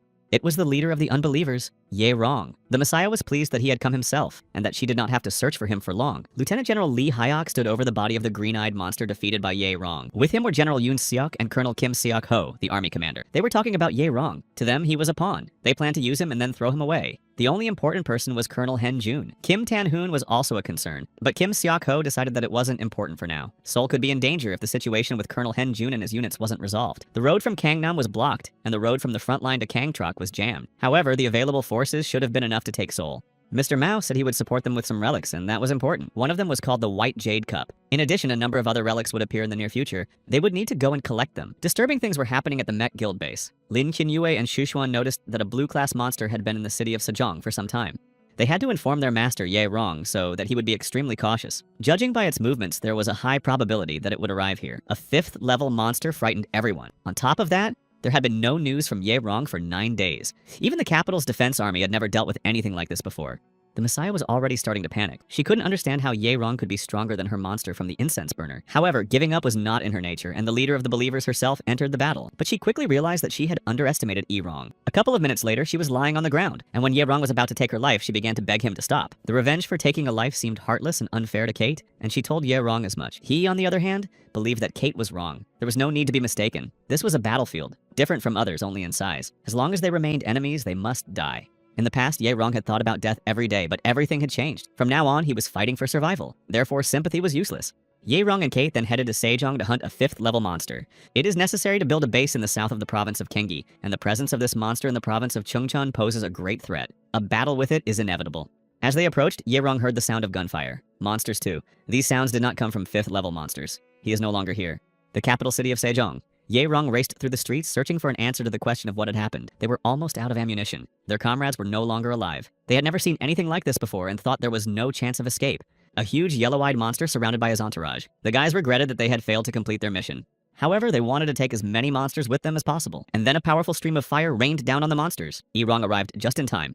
Without a word or greeting, Ye Rong immediately rushed at the yellow-eyed monster and quickly finished him off. It turned out that these guys were looking for him, and they had a letter. The news that Rong received was not good. A 5th level monster was moving very quickly from the capital city of Sejong to Bucheon. The Met Guild began evacuating the island of Yeonjondo, the 6-headed snake. Ye Rong was certain that all these events were connected to it. Administrator Jang Sung-hoon asked the two to deliver the letter to Ye Rong. Initially, there were 10 people in the group, but only 2 remained. Instructor Kim Soo-ji was preparing for battle with the 5th level monster. Someone had summoned a 5th level monster. Ye Rong thought that the power of artifacts was involved. It seemed that they could use the map in combination with the relics. That meant the army had new relics, and very powerful ones at that. These 2 fighters left 4 days ago. The monster caught up with Bucheon the day before yesterday. If the army had originally wanted to destroy the Mech Guild, they wouldn't have let them pass through the Eunjang Post so easily. But the Incheon Bridge has been destroyed. No, it's not time yet, no matter what. Ye Rong will make them all pay with their blood. The situation in Incheon Port was critical. People were rushing around. They had to escape as quickly as possible. The Mech Guild held an emergency meeting. The Incheon Bridge, which was the only passageway, had been destroyed. It was unclear who did it and why. They had to prepare for battle. But fighting a 6th level monster was sheer madness. It would destroy everyone in the blink of an eye. Even for their master, it was too dangerous an opponent. However, there was no choice in any case. The safety of the citizens had to be ensured first. Hui Yun ordered everyone to prepare. But even she didn't believe they could defeat the monster. They had to gather all the awakened and as many weapons as possible. Their goal was to hold out as long as possible. Meanwhile, Song Hong and An Song Mi would evacuate the residents. All that remained was to hope that the letter delivered to Ye Rong would arrive in time. The wounded and dead littered the city, which had been reduced to rubble. The monster had been here. The survivors were still trying to hunt it down and inflict damage with whatever they could find. Heavy equipment and tanks were all destroyed and had no effect on the monster. With their last ounce of strength, Huyun and his partner faced the 6th level. They were being watched by those who had set the monster on them. The kids were holding up much better than he had expected, but the monster was just playing with them for now. Now he was curious to see Ye Rong when he returned, and how he would behave with the monster. Xu Huan was also holding his own. His tandem with Hu Yun was the strongest in the guild, not counting Ye Rong's strength. Meanwhile, Lin Qinyue was busy with her duties, trying to heal the wounded with magic and pills. Even a sniper rifle proved useless in such a situation. They might have to retreat. Xu Xuan's strength had increased over the entire period, and his attacks could even knock the monster off its feet at times. But that was all. Suddenly, there was a loud explosion of unknown origin. As always, Ye Rong was already there. The others' eyes popped out of their sockets in surprise. Ye Rong thanked everyone for holding their ground and asked them to leave everything to him. The rest had to evacuate immediately, gather all the wounded and run. The clay figure of a rider on a beast from the incense burner. Ye Rong used all his trump cards at once against the 6th level monster. The relic stood and was used by Kate, who fed it with her power, while Ye Rong was in the center of the battle. All possible forces were united against the enemy. The guy watching this got angry that Ye Rong got there so quickly. Kate also asked him to take another relic out of his bag and use it, as she couldn't handle it all at once. With the help of this relic, she was able to create a safe space around herself, something like a dome. It was too late to run. While Ye Rong fought the monster, his companion strengthened his powers with the relics. Although Ye Rong had previously thought that dealing with this monster would be a little easier, he had no intention of giving up. The monster's enormous destructive power infuriated Ye Rong. He hated being attacked from the front. He couldn't get close to the monster and had to wait for the right moment. The monster had a lot of combat experience, although it would be more accurate to call it hunting experience. And just when Ye Rong was starting to tire, the monster was only gaining momentum, but he wouldn't let anyone get close to help him. With the help of magic, things went a little better, and Ye Rong returned to the fray, but the monster had to be stopped, even for a moment. And when that happened, Ye Rong thrust his sword into where the hellish bird's heart should have been. The monster roared and grabbing Ye Rong with its paw rose into the air. Now Ye Rong had to give it his all while the bird was wounded. Jumping up, Ye Rong stabbed the monster's heart once more. The bird let go of him and he began to fall. Fortunately, Ye Rong landed right on top of the bird which had fallen lifeless a second earlier. The guy on the motorcycle couldn't believe what had happened. Ye Rong had defeated a 6th level monster. Immediately, Ye Rong pulled the stone out of the monster and swallowed it without hesitation. The mysterious observer left his post and hurriedly rode away on his motorcycle. In Bucheon, Ye Rong had another meeting with the lieutenant colonel. Ye Rong knew that if he wasn't there, they would try to destroy him and disband the mock guild. Ye Rong's meeting with General Im Hen-jun had been scheduled, but the lieutenant colonel believed that he should take someone with him. Ye Rong wanted to talk about this later. Right now, he had a meeting with the capital's defense command. He had to settle some scores with them. The lieutenant colonel agreed and said he would inform him of the new date later. He hoped that Ye Rong would be able to conduct the negotiations calmly. The current battle had resulted in numerous casualties. The survivors and wounded were sent for treatment and recovery. Although there were not many fighters left, for a while it was possible not to worry about the monsters. That huge bird was so enormous that the others looked like ants in comparison. Although Ye Rong had gone through a lot alone, the services of the others were also significant. In this situation, one cannot remain alone. Of course, there are exceptions. Ye Rong sent all of his closest allies to the workshop. Among them were Huyun and Zhang Chengsheng. There, weapons and armor made from the teeth and bones of orcs and the king of vultures had already been crafted. Kate would use the incense burner to focus on defense, while Lin Qinyue received a bronze statue of Bodhisattva to treat wounded soldiers. The rest received new weapons that had been completely improved in every way. At Ye Rong's personal request, the master also improved his sword. Now it will be even stronger and more powerful. The team arrived in the capital city of Seoul. It was severely damaged. Zhang Chengsheng looked around and couldn't believe that it was so much worse than in Bucheon.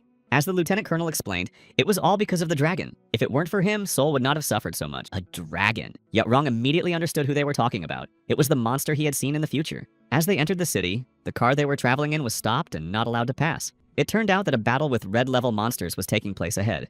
The monsters were wandering around the center of Seoul and had to be stopped at all costs. When the government army was unable to cope and was already planning to retreat, Ye Rong came to the rescue.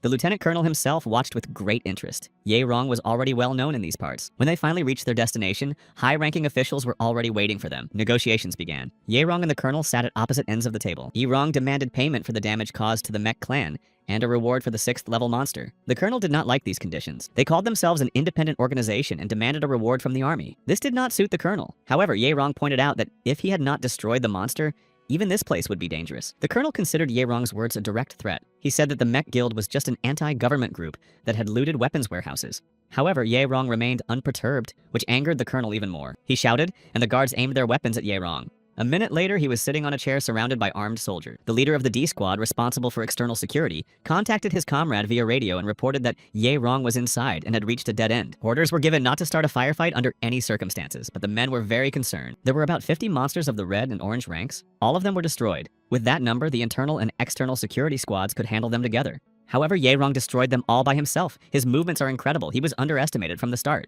The colonel ordered Ye Rong to kneel, but he calmly replied that he had not threatened anyone and simply asked for payment. Suddenly, the tower they were in shook as if there was an earthquake, and now Ye Rong really began to threaten them. The colonel had no choice but to accept his offer.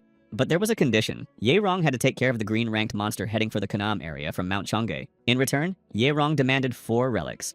Of course, they could have executed Ye Rong, but they risked being destroyed themselves. In the province of Gangwon was General Im Hen-jun, and in the province of Gyeonggi was the Mech Guild. The army was blocked on both sides.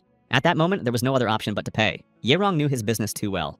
Major Oh Sibong was to take Ao Rong's relics to the Bank of Korea. Both remembered their previous meeting but were forced to remain neutral. On the way to the bank, a dispute broke out between Oh Sebom and Ye Rong. In the end, Ye Rong demanded that Sebom explain why he had brought a 5th-level monster to Bucheon. That was the observer on the motorcycle. Then Oh Sebong showed him a white jade cup. After injecting mana into the relic, a drink is formed inside it. If you drink it, an aura that summons monsters will form around you. The government gave the awakened ones the drink to lure monsters. Weaker monsters run away in terror while stronger ones go mad. But this only works on the awakened ones. And then Ye Rong began to understand why all this had been done. The conversation was interrupted by Zhang Chengxiong, who came out of the bank. He chose the relics. It was another magical statue of a horseman and gold earrings that cleansed the mind and enhanced the concentration of the owner. The third relic was the Andong mask, which allowed the wearer to temporarily recharge with adrenaline. But after the effect wore off, the power left the wearer. Next, Ye Rong panicked about completing the colonel's mission to destroy the monster and ordered his men to gather. Mount Kisan. Ye Rong had already arrived there to destroy the green-eyed monster. It was a 2-headed monster with a huge snake's head instead of a tail. Lieutenant Colonel watched Ye Rong's work, accompanied by an armed group of fighters. None of them expected Ye Rong to be so strong against such a powerful monster. It was all over in less than half an hour. The observers didn't even have time to figure out what was happening. Even Ye Rong himself did not expect to defeat this monster so quickly. The stone from this monster not only increased all of Ye Rong's skills as usual, but also gave him the skill of telekinesis. The two army guys who were supposed to deliver a letter to Irong were even afraid to approach him. But while they were arguing about who would go first, and Jaehyun or Enjuhyun, Irong came himself. Taking the letter from General Im Hyun-jun, he began to read it carefully. But the general demanded that the boys return with an answer. When Yaerong verbally asked them to tell the general that if he wanted an answer, he should come himself, the boys' jaws dropped. Meanwhile, the colonel was furious. He was informed that Yaerong was trying to gain autonomy in order to take over the entire Chuncheon area. It turned out that the flag of the Mek Guild had indeed been raised in the city of Sejong. Under the temporary leadership of Zhang Chengxiong, the Mek Guild secured the natural gas base in Songdo and the oil reserve base in Sosan. But things couldn't be that good. The cup was filled with champagne again. Upon his return, Rong rushed into the future. There was someone talking about the Mayan calendar, about the need to get to Stonehenge, and something about a dragon slayer. Everything was too vague. Waking up as usual, Yaerong held a meeting. Stonehenge is located in London. The Mayan calendar and Pharaoh Amun have been awakened. If the dream was to be believed, Irong had destroyed the dragon but received some kind of curse for it. This time, the information was too fragmentary. But there was no time to think about London now. First, he had to focus on Taiwan. Besides, there was a high probability that sooner or later the general would visit the guild, and it was not yet clear for what purpose. It was very difficult to survive on the front lines, and the government did not have many relics in reserve. The defense forces were just waiting for the enemies to destroy themselves. As expected, General Im Hyun-jun soon arrived at the guild. Based on the letter, Yaerong already understood that they needed his help, and now the general had arrived in person. However, he demanded help with threats. This situation angered Yaerong, and he immediately demanded to know how they would benefit from this deal. In response, the general said that he first had to make sure that Yaerong and his team were protecting an important person, as rumored. However, this was not what Yaerong wanted to hear. He wanted to know why he should choose this side. After all, Im Hyun-jun's enemies had at least paid for their help with important relics. But Rong already knew that they had no artifacts, so he made the general an offer in return. That he abandon his soldiers and hand over command of his unit to Yaerong. Before the general could respond, Rong continued that he was cooperating with the capital's defense contractor to recognize autonomy. And after some time, he would send an assassin to the colonel. The general ordered Irong to guard 3 nuclear power plants in Kori, Volsan, and Ujimincha. Lieutenant Yu Dae-haeon had already set off. The government suffered huge losses according to Oh Sebong. The guild could not be allowed to approach the main base. The general was initially inclined to use nuclear weapons. Everyone already understood that if Yaerong took on a task, he would see it through to the end, so it was important that he did not fall into enemy hands. But first, they needed to contact Mr. Mao. The Mek Guild accepted the request to ensure nuclear safety. The only thing that bothered General Lee Ki-soo was that once the guild ensured the safety of the nuclear power plant, it might want to use the station for its own purposes. Mr. Mao's Jadebird had arrived, they had sent reinforcements from Japan. They had to find the Golden Ruler and the Flute of Life as soon as possible to take control of all the forces in the capital after getting rid of General Lee Hyok, and make Yaerong pay for everything. Yaerong himself was already in Suwon. His goal was to ensure the safety of the nuclear power plants. First, to secure the route, and second, to eliminate the threat and provide constant security for the facilities. 1,000 people, including the Awakened, set off for Mount Sobek. There were no rules in this hunt. Whatever you got was yours. The Mek Guild was preparing to strike. While Irong was away, it was the perfect opportunity. The main target was Lin Kin-yui, who had to be captured first. With the help of a bird, Lee Ki-soo sent a message. They needed to buy enough time before reinforcements arrived from Japan. Otherwise, they would have to retreat to the city of Daegu. Meanwhile, the attackers had already infiltrated the territory of Bucheon and were heading toward the hospital. A meeting was being held there to discuss the plan for the further rehabilitation of the wounded. The enemies began to advance. Thanks to their reconnaissance, they found out that there were no strong opponents inside. Then Oh Sebong received information that Group A had been attacked by an awakened enemy. He decided that they should retreat and go to Chief Lee Ki-soo for a new plan. Upon learning of what had happened, the lieutenant colonel was not surprised. The special forces used infiltration and kidnapping skills that had been studied through a manual based on reports made by Yaerong during his service. When Oh Sebong met with his boss in the nearest forest, Yaerong also appeared. He eliminated the boss immediately by simply knocking him out. Then he killed Oh Sebong. He then returned to his boss for information. First and foremost, he wanted to know about the 6-headed snake and why they had made a deal with someone else when they already had an agreement with Yaerong. As it turned out, they had sent the monster stones they had obtained during the hunt to Taiwan in exchange for relics and information. They had been tasked with finding the royal artifact, the Flute of Life and the Golden Ruler. And then bombs flew at Yaerong from all sides. However, he managed to put up a protective field around himself and Lee Ki-soo, and just as quickly as it started, it ended. When Yaerong turned around, he saw that Lee Ki-soo was lying motionless. It was the ninjas. Was this an attempt to show their confidence? The power of Japan should not be underestimated, but their army is small, and the situation in the country is much worse. But despite this, there was a force capable of sending ninjas here and contacting the 6-headed snake. The escaped ninjas reported to their boss, who was very dissatisfied that they had not brought Yaerong with them, although they did not know who this guy was. The main goal was to eliminate Lee Ki-soo, and the goal had been accomplished. Now they could return. Just then, a stranger entered the room. It was Yaerong, of course. He was curious as to why these people were invading foreign lands without permission, and even attacking them. The ninja boss ordered his men to attack Yaerong, but that was a very bad idea. In a matter of minutes, Yerong dealt with everyone present. The boss was in shock. An explosion rang out in the tower. The fighters were ready. No one dared to stick their head out. He's coming. The general ordered not to attack, but simply to send Yerong to him when he arrived. From the very beginning, it was not necessary to become his enemy. Now everything had become too complicated, and Yerong came to him himself. Using his ability to levitate, he hovered in front of the window. The general asked how Yerong planned to rule the citizens in the future. However, Yerong replied that he had no plans to rule anyone. Nevertheless, the 8th Division joined the Mech Guild. This news was shocking. General Im Henjun had left his division with Yerong after all. Seoul Station. The Mech Guild waited for a signal from the master after the negotiations were completed. The 8th Division stood on Taeg Street, led by General Im Heon-jun himself. They had planned this event so many times, and now everyone was nervous. Would Yerong be able to handle it alone? The tanks were ready. Tokyo City, Edo Province. Finally, Mr. Musashi arrived at the location. Their ninjas should have returned by now, but no one had arrived yet, which was cause for concern. Okujo had not returned either. Perhaps only Hayato-san had survived. Vehicles with personnel continued to move in a convoy. The peaceful residents were worried because there were so many soldiers. Could the monsters be nearby? All the organizers of the attack on the Mech Guild had been arrested thanks to the Lieutenant Colonel. Well, Yerong finally returned to his comrades after a long absence, so Chief Lee Kisu and Major Osebom were killed. The rest will be punished. The situation is changing very quickly, and the Mech clan is destroying everything in its path. Subansa and the 8th Division became members of the guild, leading to a reorganization. The roads were cleared for the smooth transportation of food and supplies. The Awakened destroyed monsters in the vicinity and suppressed individual groups. All this time, Yerong hunted monsters of his level and above, continuously increasing his strength. However, only a few days had passed, and the changes were only just beginning. According to information from Lee Kisu, there are well-guarded strongholds in Busan and Daegu. This was made possible by a large number of artifacts. In Hapcheon, there is the Hyainsa Temple, which houses the relic of the Great Tibetan Canon. However, even the approximate number of monsters there is unknown. However, considering that the influence of the Hyainsa Temple extends to Daegu, this artifact is much more powerful than any other. In addition, the 2nd Operational Command is located in that area. Judging by all appearances, it will be easy for them to defend themselves against an attack, given the characteristics of the territory. The 2nd Operational Command does not have armored or artillery units under its command. After they occupied this place, they subjugated many cities, but they have not yet reached the flute and the ruler. The 6-headed snake is gathering the most powerful artifacts to ensure the safety of the fortress. Those who get these artifacts first will have the advantage. Japan has also begun to intervene. In addition, information obtained from Hayato suggests that Japanese forces are planning to enter the guild's territory and use it as a stepping stone to domination. According to Huiyun, under the current circumstances, the decision regarding Kenju is a priority. In addition, it is necessary to infiltrate the fortress and clear Mount Sobek. This must be done quietly and as inconspicuously as possible, so Yerong decided to go alone again. In the city of Daegu, a girl was hiding from a group of armed soldiers and took refuge in a building. The soldiers had been chasing her for a long time and were happy to finally trap this rat. They shouted at her to surrender as there was no other way out in her situation. However, she was in no hurry. She had 40 bullets left. With a little luck, she could take out 3 of them. And she started shooting. The angry soldiers began to shoot back, showering the girl with obscene words. While the others provided cover, the leader of the gang tried to climb up. But it turned out that other rebels were already on their way. Throwing a grenade at the soldiers, they climbed up after Yi Yon. Fortunately, she was unharmed. She was upset that the guys had put themselves in danger. They had to get out of there. When they came out, there was no one following them. However, a surprise awaited them ahead. Ninjas. They had orders to kill everyone except the girl, but Yerong was already there too.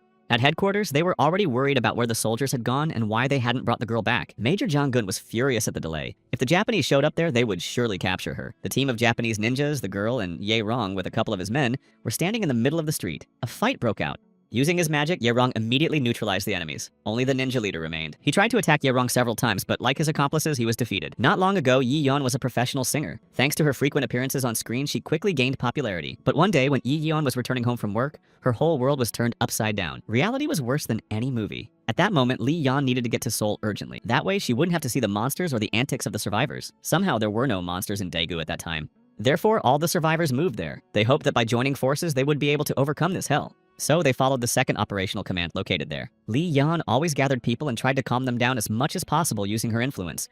However, at some point, the situation changed. The 2nd Operational Command began to do strange things. They started sending citizens to Kenju, the lair of the monsters, and forced them to work hard. At that time, Yeon couldn't understand anything. Why did tens of thousands of people with curved shovels and lanterns have to risk their lives trying to desecrate the royal tombs? Later, she learned the real reason why they wanted to get something from the tombs, but it didn't matter anymore. There were only 2 categories of people left, those who had already been taken and those who didn't want to go. The last leader of the rebels was Jo Song-yoon, and Lee Yeon sincerely believed in him, so she joined the resistance. This is where the story told by Lee Yeon to Yeon ended. The leader of the rebellion was also taken away. Lee Yeon and her comrades planned to rescue their leader, but they did not yet know what exactly they would do. Regardless of whether it was a resistance or a terrorist group, the basic information had to be completely changed when the leader was captured. If the kidnappers could get the truth out of the rebel leader, his comrades would be trapped. Therefore, they needed to take the initiative. The thing was, if the rebel leader died, Ye Rong would also be in trouble, so he decided to act. He was being held in the city hall of Daegu. He was wounded and terribly exhausted. Two men, one of whom was masked and Japanese, forced him to accept an offer to cooperate with the forces of mainland Japan. Together, they would destroy the Second Operational Command and rule Korea. The leader of the uprising was ready to accept the offer, but only if there were no Japanese present. He wanted to do it without them. But the man in uniform reminded Jo Seon-yoon that in his position, he could not make demands. Besides, Tanaka had brought ninjas with him to capture the girl. Ye Rong burst into the room. Shooting him was useless because of his magical dome. A powerful explosion rocked the building, destroying the wall. Ye Rong eliminated most of the enemies, and he found Sun Yeon, the leader of the rebellion. The situation was not as complicated as it seemed. Not far from the building, Lee Yeon and his comrade were lying in ambush, hoping that everything would go well. At City Hall, their leader, Jo Sun Yeon, was completely confused. Who was Ye Rong and why had he saved him? But they didn't have time to talk. A man in a red mask entered the room. The man was confident and immediately challenged Ye Rong to a sword fight. His name was Kojima. He had carried his sword with him his entire life and saw no threat in Ye Rong. Kojima was a 4th level kendo master. When the world changed, he languished from boredom. He used to have more rivals. Monsters could not satisfy his sense of power. Much time had passed since then, and he had become even stronger. But how surprised Kojima was when his strength was no match for Rong's. No matter how well Kojima wielded his sword, a couple of moves from Ye Rong were enough to deprive his enemy of both hands. And that wasn't all.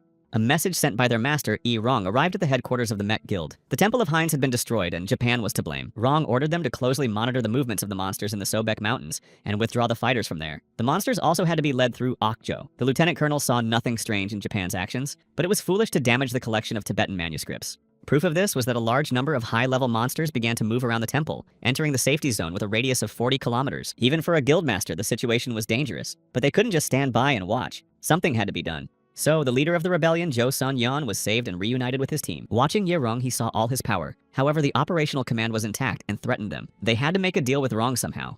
Now, Ye Rong needed information. He asked if Jo Seon-yong knew anything about the Tibetan writings in the Hines Temple. When the leader of the uprising heard that the writings had been destroyed, he couldn't believe it. He believed that even bandits like the Second Operational Command would not dare to lay a hand on such a treasure. It turned out that Japan knew about the existence of such relics and, realizing that it was impossible to transport them, decided to simply destroy them. And now, the death of Kojima and Tanaka will be the beginning of a great battle. Airbase K2. This is where the capital's operational command was meeting. Upon learning that the city hall of Daegu had been destroyed, the authorities were furious. Who had they lost Jo Sun-yeon, whom they had captured with such difficulty earlier? And recently, contact had been lost with General Lee Ki-soo, who was serving in the capital's defense forces. Then, a bullet flew through the window opposite the chief's desk and pierced his head. General Lee Dae-ju fell. His soldiers were confused and frightened. Outside the window, they saw Ye Rong carrying Jo Seon-yoon in a wheelchair. The soldiers lined up in front of them with the intention of capturing both of them. At their head was Colonel Baek So-hop, commander of the 110th Fighter Squadron. As it turned out, Jo Seon-yoon wanted one of the relics brought from Yeongju, the divine bell of King Songduk. Stunned by the audacity, Park So-hop began to shout. Not only had they dared to come here with such a request, but they had also killed their general. A powerful roar could be heard in the distance. Jo Seon-yoon reported that a monster much larger than the green-eyed one was heading this way and had attacked Kenju. There was no time for negotiations, and Jo Seon-young repeated his demand for the relic. The roar of the blue-eyed monster could be heard 10 kilometers away. He was not alone, but as always, accompanied by a retinue of smaller monsters. The divine bell of King Songduk, which was already in Ye Rong's possession, dispelled all dark forces when struck and weakened the monster's power. As Jo Song-yeon reported, on the day when the green-eyed monster attacked, they were only able to survive thanks to this bell. The monsters were already there. Ye Rong took out his weapon without hesitation and began to fire. He was once again alone with the monster. He attacked it with magical fire. However, the power of this monster surpassed all previous ones, and it managed to put up a protective ice wall in front of itself. The rebel leader, Jo Song-eun, watched the action from the sidelines. He was terrified. Ye Rong's sword was too short to reach the monster's heart, but it was necessary. Rising into the air, Ye Rong gave a signal, and bombs prepared in advance flew toward the monster. Before they all fell on the monster, Yong Rong enhanced their power with magic. The explosion was so powerful that it could be heard for many kilometers, and the fire stretched up to the sky. Next, Ye Rong put on the mask and earring he had obtained, which enhanced all his abilities. He released the horseman from both of his clay figures along with the beast from the incense burner. While the mask was working, he had to act quickly. He attacked the monster. With his sword now many times stronger, he split the stone monster in two with a single blow. It was all over. The blue-eyed monster crumbled into small stones and collapsed to the ground. Seeing how Ye Rong had single-handedly destroyed such a monster, Park So-hop's soldiers suggested retreating. However, Colonel Bak So-hop said that there was nowhere to run. They would surrender. Coming out to negotiate, the colonel informed Ye Rong that he would hand over all his power to him. The City Hall of Daegu and the 2nd Operational Command, which were among the most influential units, surrendered.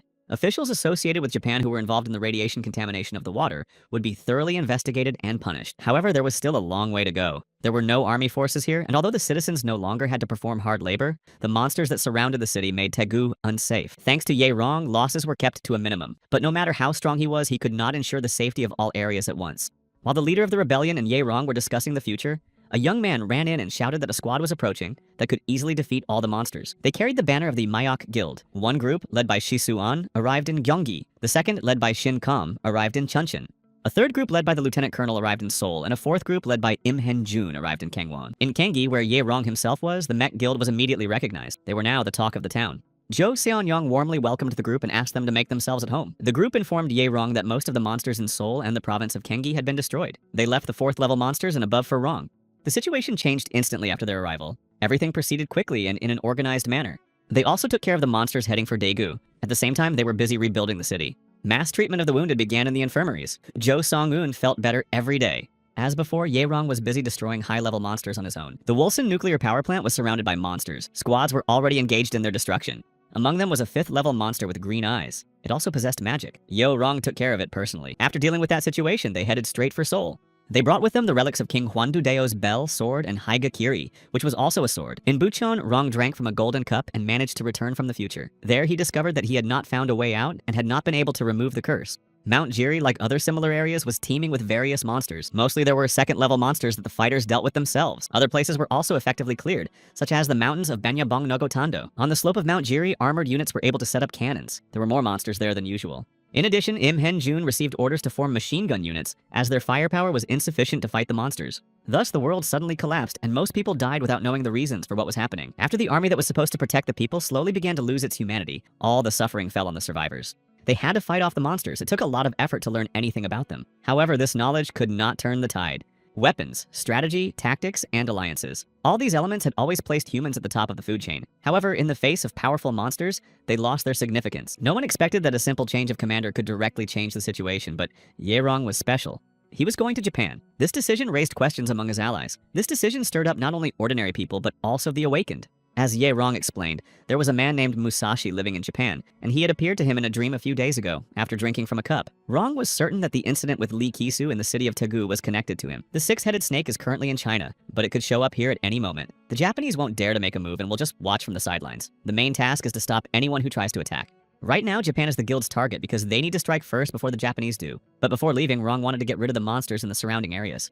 He would very much like to destroy the 6th-level monster, but there is only one 5th-level monster left on the Korean peninsula. Before starting to fight the blue-eyed monster, the fighters weakened it by ringing a bell. Together with his assistance from the incense burner, Ye Rong was ready as always. There was no time to waste, and everything had to be done very quickly.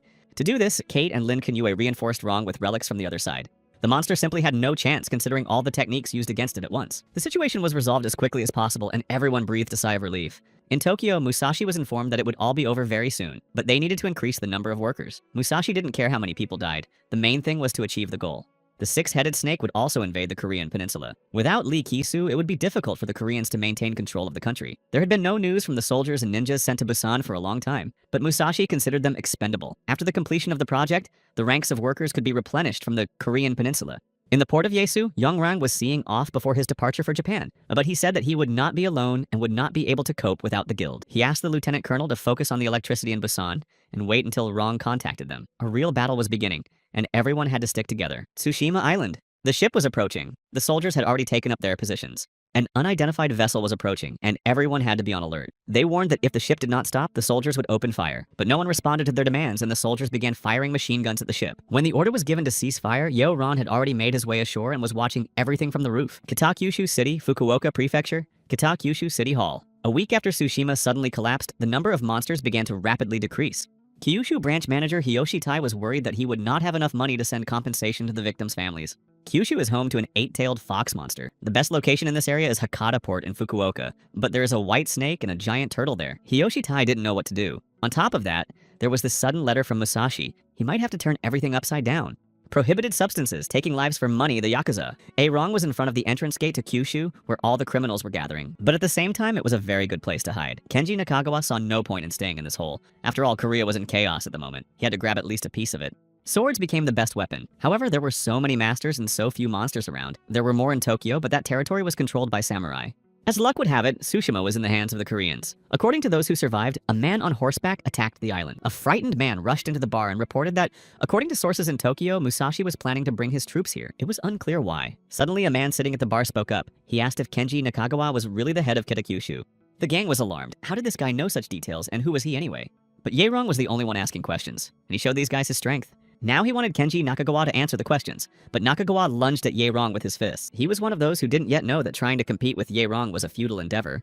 The beginning of the year 2017, sea monsters. 4 of them settled on a Japanese island. Subsequently, monsters began to appear everywhere. After the disasters ended, Japan was also on the brink of destruction. It was at that moment that the savior Musashi appeared in the country. He banished the monsters and founded a new empire. According to Nakagawa, Musashi intends to divide and classify people and build a new state, in which only the highest species will exist. Soon, he will conquer the Korean peninsula. Yaerong didn't want to listen to this nonsense anymore and got rid of Nakagawa. Everything turned out to be much simpler. Musashi was coming here himself. With the help of a bird, Yaerong sent his message. There is a 6th level monster here, as well as one each of the 3rd and 4th level. An 8-tailed fox on Mount Aso, a white snake on Mount Umami, and a giant turtle in Hakata Port. Rong could sense all 4 of them. It was necessary to start with the weaker ones. Musashi himself was still in the province of Edo with his comrades and followers. The Imperial Hounds were with him. They were called the 4 Heavenly Kings. Now that Tsushima Island had been taken from them, they needed to lead an army to occupy the Korean peninsula. According to the Ninja Report, Korea was rapidly deploying its defense forces. The only way to reach Korea was to sail to Busan via the port of Hakata in Kyushu. It was the shortest route. However, the 8-tailed fox was there, and there were sure to be many soldiers around. However, Musashi did not want to sit idly by. Chinese fighters had already entered North Korean territory. Sooner or later, they would come down and start armed demonstrations against the South. They couldn't wait any longer. They had to hunt down the monster. Musashi ordered everyone to prepare for battle. First, Yaerong went to the place where the first monster lived, the white snake in Umami. The snake was very long, agile, and fast. However, it was only a 3rd level snake, and after a couple of minutes, it was destroyed. The next target was a giant 4th level turtle. In addition, it had 2 heads. The turtle's physique was perfect for attacks, as the necessary parts of its body were exposed. Its body was sturdy, but that was the giant turtle's only advantage, the white snake crystal. The wearer gained the power of a snake, and from the turtle crystal, Yaerong gained the ability Demon Shield. On Tsushima Island, most of the monsters were destroyed by the Mech Guild. During this period, Huyun received a message from Yaerong, which he had sent by bird. She informed everyone that the guild was leaving for Japan that very evening. They had to prepare thoroughly. There was not much time. There was also no time or opportunity to find out what was happening elsewhere. At that time, Japan was concentrating its forces on Tsushima Island. The lieutenant colonel was strengthening the defense of the nuclear power plant, while the colonel was deploying armored units. Rong himself would take care of the enemies on the island. After that, he would immediately infiltrate Japan. In the meantime, the army and the awakened ones had to move toward the island. Rong would always be in touch. He also wanted the preparations to be completed as quickly as possible. Upon arriving in Fukuoka, Hiyoshi Tai was shocked to see the bodies of the monsters he had come to hunt. They couldn't believe it. All the monsters had been destroyed. If anything happened to Musashi because of all these strange events, Hiyoshi Tai would be held responsible, and that was not good. After Nakagawa's disappearance, the number of monsters in the area began to decline sharply within a few days. Hiyoshi was certain that there was a person with universal power there. Looking up, Hiyoshi Tai saw a man standing in front of him. Grabbing his sword, he aimed it at Yaerong, but Yaerong deflected it with a single finger. Then he grabbed the weapon and trapped Hiyoshi Tai. Hiyoshi Tai didn't understand what was happening. At the Kitakyushu City Hall, all the guards were dead. Hiyoshi would have to answer Iran's question. Then Hiyoshi Tai realized that the destroyed monsters were the work of the man in front of him. He was also curious about what had happened to Nakagawa. Rong did not hide the fact that he had died. He also said that he did not need Japan as long as Musashi did not touch Korea. Rong also knew that Musashi would come here as soon as he gathered his army. But according to him, Japan was close to defeat. He suggested that Hiyoshi Tai do as he said in order to survive. Well, Hideyoshi had no choice but to admit that Rong was right and agree to his term. All Yaeronji demanded was that Hideyoshi Tai pretend he knew nothing. And in his reports, he was to say that preparations in the city were going smoothly. Although the situation was difficult, the guild had to continue searching for the Golden Ruler and the flute. A telegram arrived from Tsushima Island. All divisions and members of the Mech Guild were ready for a great battle. In the city of Nakato, people in black suits were disembarking from boats near the shore. The Mech Guild, consisting of 223 people, arrived safe and sound. Hiyoshi, who was watching this, wondered what awaited him. When Musashi arrived, it would not be easy to survive. Then Hiyoshi Tai handed Inoue a bag of stones he had collected over a long period of time, telling him to take them all. The Mech Guild gathered at the Waseda University campus in Kitakyushu. Tsushima Island was in their hands. Musashi would soon arrive here to establish a base for the invasion of Korea. The thing is, not far from here, on Mount Aso, there is a 6th level monster, and Musashi may need the power of this beast when he realizes the strength of the guild. In addition, Musashi has the Kusagani no Tsurugi relic, which is rumored to be one of the most powerful weapons in existence. But Yaerong was confident that even so, the Japanese would be defeated. The main thing was preparation. According to the information that Yaerong has and important clues, everything will work out. In the future, Rong saw Musashi's defeat, but it is unclear whether it was because of Rong, or because the fox would turn out to be too strong a monster. Rong informed his men that the content of the prophecy had changed slightly, so they needed to act as quickly as possible. He gave the following instructions. Go to Kyoto, the empty city must be attacked. No one asked any questions. A large number of soldiers gathered on Mount Aso. Heavy equipment was also present. Everything necessary was transported by plane. The Japanese arrived with their entire arsenal and in full combat readiness, confident of their success. The eight-tailed fox was also ready to hunt. All forces were thrown into battle at once. From the mountain, Ye Rong watched, using the ability of the white snake's eyes, which greatly improved his vision. Hiyoshi Tai was also there, and it was important that everything went according to plan, and that he did not betray Irong Musashi. Musashi himself recalled the conversation with his friend Inoue, to whom he had given the stones. Inoue believed that Hiyoshi was betraying his country by betraying Musashi, but Hiyoshi Tai himself no longer believed this. After the monsters appeared, many people were killed, but the country was powerless to do anything about it. At that moment, even when the army was powerless, a man named Musashi arrived. He destroyed the monsters left and right with his shining sword, saving people. Naturally, the army followed him, so Musashi soon took control of the government, and the people trusted him. However, Musashi dreamed of a world different from the one ordinary people wanted. He wanted to become a god. He divided the citizens into classes and treated those at the bottom of his hierarchy worse than animals. After that, he focused on hunting and forced soldiers and civilians to collect crystals, regardless of how dangerous the location was. In the end, only the two of them remained from Hiyoshi Taya and Inoue's team. Now Hiyoshi understood that Musashi would lead the country to ruin, and that he had to be stopped. Neither tanks, machine guns, nor manpower could inflict the slightest damage on the fox. Even planes were damaged by the monster. The eight-tailed fox could jump very high. About 100 tanks and 50 planes had been destroyed. There were few soldiers left. Then a dark-haired woman from Musashi's entourage put on a red dragon mask. The ninjas brought a relic they had brought with them called the Golden Temple. The relic weakened the monster's abilities and could block them. Other masked assistants of Musashi used telekinesis on the monster. While the monster was trapped and held back by magic, the archers and a kamikaze squad prepared themselves. Musashi himself stepped forward with a 7-pointed sword that could suppress the monster's abilities and deliver a fatal blow. At that moment, Irong, who was watching everything closely, also gave the signal to begin. The fox was surrounded and subjected to powerful magical effects. The arrows fired by the archers at the 8-headed fox were also enhanced by magic. Then it was the turn of the kamikaze, who fearlessly rushed into battle without fear of losing their lives. However, the monster managed to repel their attack. The attackers flew in all directions like feathers. The girls were also unable to stay on their feet despite their powerful magical protection. Even Yerong himself did not expect such a powerful wave from a blue-level beast. The time had come for Musashi's bodyguards, the 4 heavenly kings. They stepped forward to face the monster. Musashi himself attacked the fox with his sword, but it parried the attacks with fire. Another powerful sound wave, like a strong earthquake, split the mountains. But Musashi seized the moment and managed to inflict a serious wound on the fox. When it was already exhausted, he ordered his men to attack again. And just when Musashi thought it was all over, the monster rose up and blue fireballs swirled above his head. These balls rushed into the crowd at the speed of light and began to fall, destroying everything in their path. Everyone thought it was the end. Musashi dropped his sword somewhere. Then Irong jumped out wearing a mask and struck the fox. In his hands was Kusagani no Tsurugi, Musashi's sword. With his rank, Rong could only use this sword 3 times. But one blow was enough to deal with the 8-tailed fox. When Musashi came to, he started yelling at his people to quickly take the monster's stone. The ninjas attacked Yerong from all sides, but he used the power of the world. 2 goals, unbridled rage. Everything within a radius of several kilometers flew in different directions again. The subjects wanted to take Musashi away, but he rushed toward Irong to destroy him. After getting up and recovering, everyone except Musashi ran toward Irong again, who waved his hand and lifted everyone into the air using telekinesis. Musashi's fighters had to take strength-enhancing pills that Mr. E's assistant had given them the day before. The pills had an effect for half an hour, during which time the people turned into green-eyed monsters. They were only to be taken in extreme cases. Now Irong had a problem. He could easily deal with 1 4th-level monster, but when there were several of them, it was a different story. Surprisingly, this did not bother Irong at all, and he calmly walked past them, bringing them to their knees with a snap of his fingers. Meanwhile, Musashi and a small number of his men managed to escape and hide on their ship in Kitakyushu. The assistants used magic to gradually restore Musashi's life force. Then a man in ninja garb approached him and ordered everyone to be silent. He had come with a report. Kobe and Osaka had been attacked. Life in the cities was completely paralyzed. The port in Hiroshima had also been attacked. Sea communication was impossible. At that moment, all major targets within the country had been attacked. It was difficult to imagine the extent of the damage. There was little information. The only thing known was that all the attackers were dressed in black and spoke Korean. The attacks on Japan continued. In Nagoya, the Met Guild was conducting another purge. All soldiers and ninjas supporting Musashi were mercilessly exterminated. There were only a few left when a new batch of soldiers with powerful weapons arrived. Kate and Lin Kinyue used the relics. The magical beasts, the lion phoenix, and the dragon attacked the soldiers. The soldiers didn't stand a chance. In Kitakyushu, Musashi fought fiercely. His body had not yet fully recovered, but he was desperate for revenge. They understood that if the situation did not change, they would face complete destruction. And then there was this man whose strength surpassed that of anyone else. One of the ninjas who had participated in the assassination attempt on Lee Kisu heard the name Ye Rong and told Musashi about it. Now Musashi understood that Kazima Tanaka Hayashi and all the others had probably been killed by this Korean. Musashi's next plan was to go to Tokyo and gather the remaining forces into one. Together with Hiyoshi Tai, Ye Rong watched the ships sail away. Hiyoshi wondered why Rong had let Musashi escape. Surely Musashi was already gathering an army across the country. But as it turned out, This was exactly what Rong needed. Hiyoshi Tai was taken aback. Yirong did not have time to travel across the country and capture Musashi's army in parts. It was easier to let them gather together and then destroy Musashi in front of all his loyal subjects. In Busan, Zhang Chengxiong watched as the golden cup was filled with champagne again. Before leaving, his boss asked him to drink it if that happened, but Zhang was too afraid to look into the future. But he had no choice, as there was no one else from the higher-ups present. The man shot Zhang Chengxiong in the arm, and he fell, leaning against the wall and writhing in pain. Zhang He aimed again at his opponent with tears in his eyes, but with confidence. More than 15 years had passed since the death of his boss, and Zhang He had still not managed to meet him. He was the only one who managed to defeat the dragon. But Rong also destroyed the Mayan calendar, and people lost their chance to destroy the monsters forever.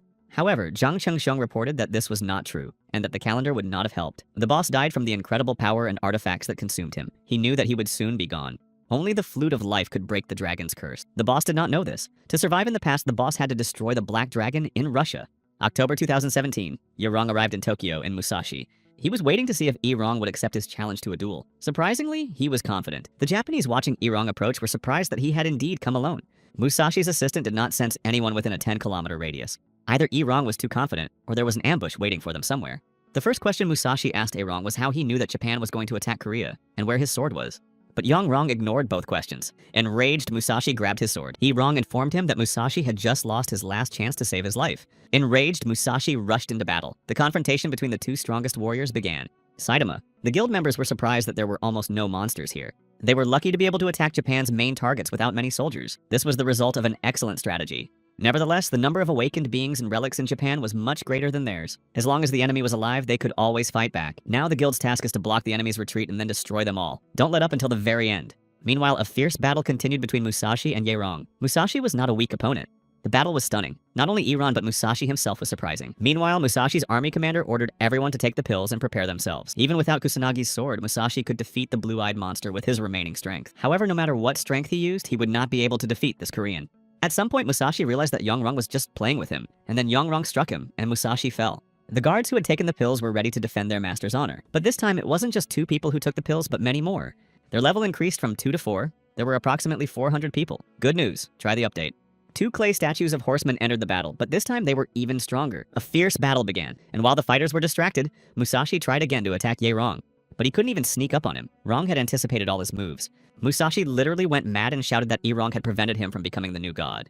Yorimichi had no intention of listening to this nonsense and raised his sword above Musashi's head. Musashi's most loyal assistant, seeing his body, went mad with grief and put on a mask, becoming half-dragon. But that didn't save her either. Meanwhile, the clay horseman finished off Musashi's last henchman. It was all over. Soso brought the news of Musashi's death and the defeat of his army to her master Mao. In all likelihood, the whole of Japan would soon be conquered by Korea. His lord ordered the army led by Chinshan, which had set out for North Korea, to return. There was no point in attacking anymore. In addition, it was necessary to awaken the blue-eyed monster to stop the hunter. The city of Shinjuku, Huyun and Sichuan fought the monster. After finishing with it, they discovered that it was, fortunately, the last of those destroyed here by the Mech Guild. They did a good job. Everything was settled in the Adachi and Katsushika districts. They were also finished in Tokyo. They hadn't even had time to catch their breath when a blue-eyed monster appeared with a loud noise. Surprisingly, as always, their master, Yirong, appeared just in time and used the skill Crystal Giant Turtle Demon Shield. To make matters worse, the monster was flying, and Yirong tried to stop it with his magic. The power of the Golden Temple created a telekinetic web that instantly entangled the monster. Deciding to try another new skill, Rong launched the fox's Geokinesis spheres. One sphere was enough to defeat the monster. As always, his comrades were amazed. The goal had been achieved, and now they had everything they needed. It was time to return. Despite the situation in the Tokyo area being resolved, it was not enough to restore normal life for the people. The current situation was changing rapidly, so the guild couldn't stay there forever. The only option was to leave the country and trust Hiyoshi Taiyu. The Mech Guild headed to South Korea to carry out their next rescue operation. The lieutenant colonel met the guild and was surprised not to see Yirong. It turned out that he had left somewhere along the way. Accustomed to Yirong's strange behavior, the lieutenant colonel was not surprised at all. Kasen, North Korea. Bodies of soldiers and destroyed houses. A huge 2-headed monster appeared there. In the port of Busan, the Mech Guild unloaded the trophies and remains of monsters they had brought with them. On the way to the base, the lieutenant colonel told the team where Rong had gone, and it was North Korea. Before leaving for Japan, the guild explained that humanity was familiar with a huge number of weapons, but the most effective ones were firearms. The problem was that they needed to study their enemies, as well as their strategies and tactics, and there was no time for that. In addition, they needed to provide people with raw materials, food, and electricity. The number of awakened people was small, and ordinary people had to avoid monsters. That is why firearms were the most relevant. Therefore, it was now important to find a large quantity of these weapons, and North Korea was the ideal solution to this problem. The situation was urgent. From time to time, monsters crossed the demarcation line. According to the map, many monsters had been moving south recently. The administrator informed the master in Japan, so Colonel Im Hyung-jun and his unit were deployed to the north. Colonel Im Hyun-jun, who is on the front lines, is constantly monitoring the situation in North Korea. Irong was flying over the demilitarized zone. He flew almost 400 kilometers from Busan, using up a lot of psychic energy. And he finally found the area where the soldiers were still fighting the monsters. Grenades and other types of ammunition were used, but it was of little use. A two-headed ogre appeared unexpectedly. The soldiers were ordered to take pills. Fighting such a monster was too difficult for them, and the decision was made to retreat. Just then, Yahello appeared on the battlefield and immediately rushed at the monster. He then introduced himself to the soldiers and informed them that the monsters were on their way to the city of Saravan. They were capable of crossing the Dedong River within 3 days. A message requesting help from the coastal district arrived at the Gasong Industrial Complex. The request was urgent. The number of monsters was not decreasing. They continued to advance from Russia and China. In this situation, there was no choice but to defend this place. The only road where the landmines had been neutralized. Suddenly, the monster heading for the Changpung district disappeared. It was already in the district. In Seoul Namseon, Zhang Chengsheng met a group of guild members who had completed their mission. There was no time to explain the situation, but Huyun did not understand why Zhang also wanted to go to North Korea. As always, the situation was urgent. After resolving the issue with Japan, the soldiers arrived in Seoul, reorganized, replenished their supplies, and immediately headed north. The lieutenant colonel, together with the awakened ones, moved the front lines to the city of Paju, providing support from the rear. The master always thought one step ahead. Because of their hardworking boss, his subordinates had to work diligently. But thanks to this, the residents were safe. Kate Shushuan and Zhang Chengshun were already in North Korea. This country was truly different and resembled hell. But for whom? Monster corpses were scattered everywhere. Everything was literally covered with them. The fighters heard that Ye Rong had dealt with a 6th level monster in just half a day. In the past, cleanups were also carried out in specific locations. However, now it was more like a massacre than a hunt. Periodically, Lin Qinyue and Hui Yun noticed that Ye Rong's nose was bleeding, but he laughed it off. He didn't want to reveal that the curse was already taking effect. Most of the Met Guild went to the city of Saravan, while Ye Rong went to Pyongyang alone. The master would arrive in Pyongyang as soon as possible and rid the city of monsters. First of all, he wanted to deal with the North Korean leaders hiding there. On the way here, they encountered almost no soldiers, but all this time, North Korea had been resisting the United States. The bunkers in this country exceeded all expectations. North Korea spent most of its money on the army. However, it was all like a sandcastle. As soon as part of the castle begins to crumble, the situation spirals out of control. This is most likely why they decided to use nuclear weapons. It cannot be ruled out that officials may have fled to China or Russia. First of all, the guild needed to deal with the monsters heading south. That was what the master had told them. The strength of most of the guild members is now greater than that of Ye Rong at the very beginning. From this point on, the guild's special forces team will switch to hunting 4th level monsters. All senior fighters must hunt 3rd level monsters, and the rest must be able to fight at least 2nd level monsters. From this point on, they will have to survive on their own, according to Rong.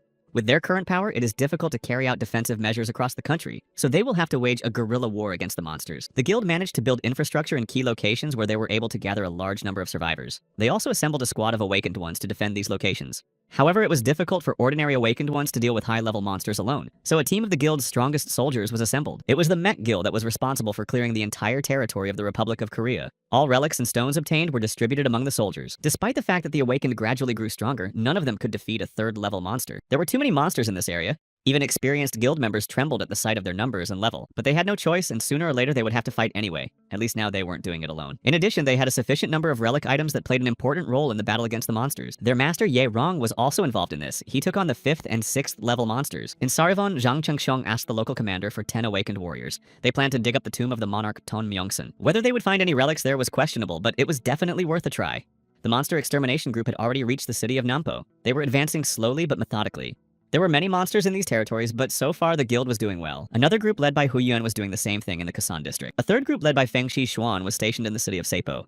The situation was the same in the district of Pyonggang Shingasim Changchun. Ye Rong was still in Pyongyang. The number of monsters he had destroyed here could already be counted in the hundreds. The next stage was the Pyongyang Union Station. That's where Ye Rong headed. For some reason, he missed this place.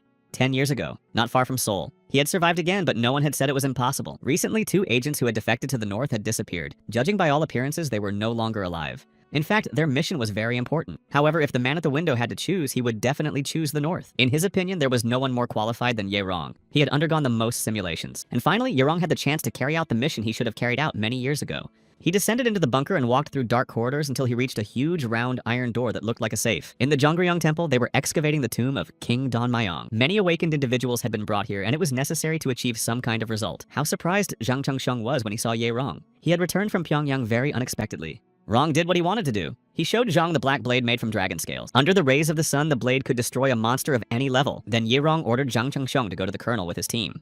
They headed for Pyongyang, where the colonel was already waiting. Korea's underground bunkers are closely connected to the subway, so in addition to transportation, this place can be used as a bomb shelter. Most of the subway stations can be considered entrances to the bunker. The subway is constantly supplied with electricity, even if there is no electricity in the country. Among them, the key bunker is Tongle Station on the Cheongnim line. Thanks to all the supplies, it would be possible to survive there for about 5 years. There is no better place to hide. When Yi-rong was here, he made it to the room where the North Korean soldiers were staying. They immediately opened fire on him. Of course, for Yi-rong, who had mastered magic, this was no problem, and he knocked them all down. He reached their general. He was strong, but the same fate awaited him as the others. Members of Mok's group surrounded the perimeter of the catacombs near the iron door that Ye-rong found and opened. When Zhang Chengsheng and the colonel entered, Zhang was speechless. All the relics were kept there. There were many shelves, bookcases, and nightstands. Everything was simply filled to the brim. In addition, there were gold bars, banknotes, elite liquor, and many luxurious items. While the rich drank and feasted, the poor were dying of cold on the sides of the roads. The next room was littered with the bodies of soldiers, more than 40 and about 100 high-ranking officials, those whom Ye-rong had recently dealt with.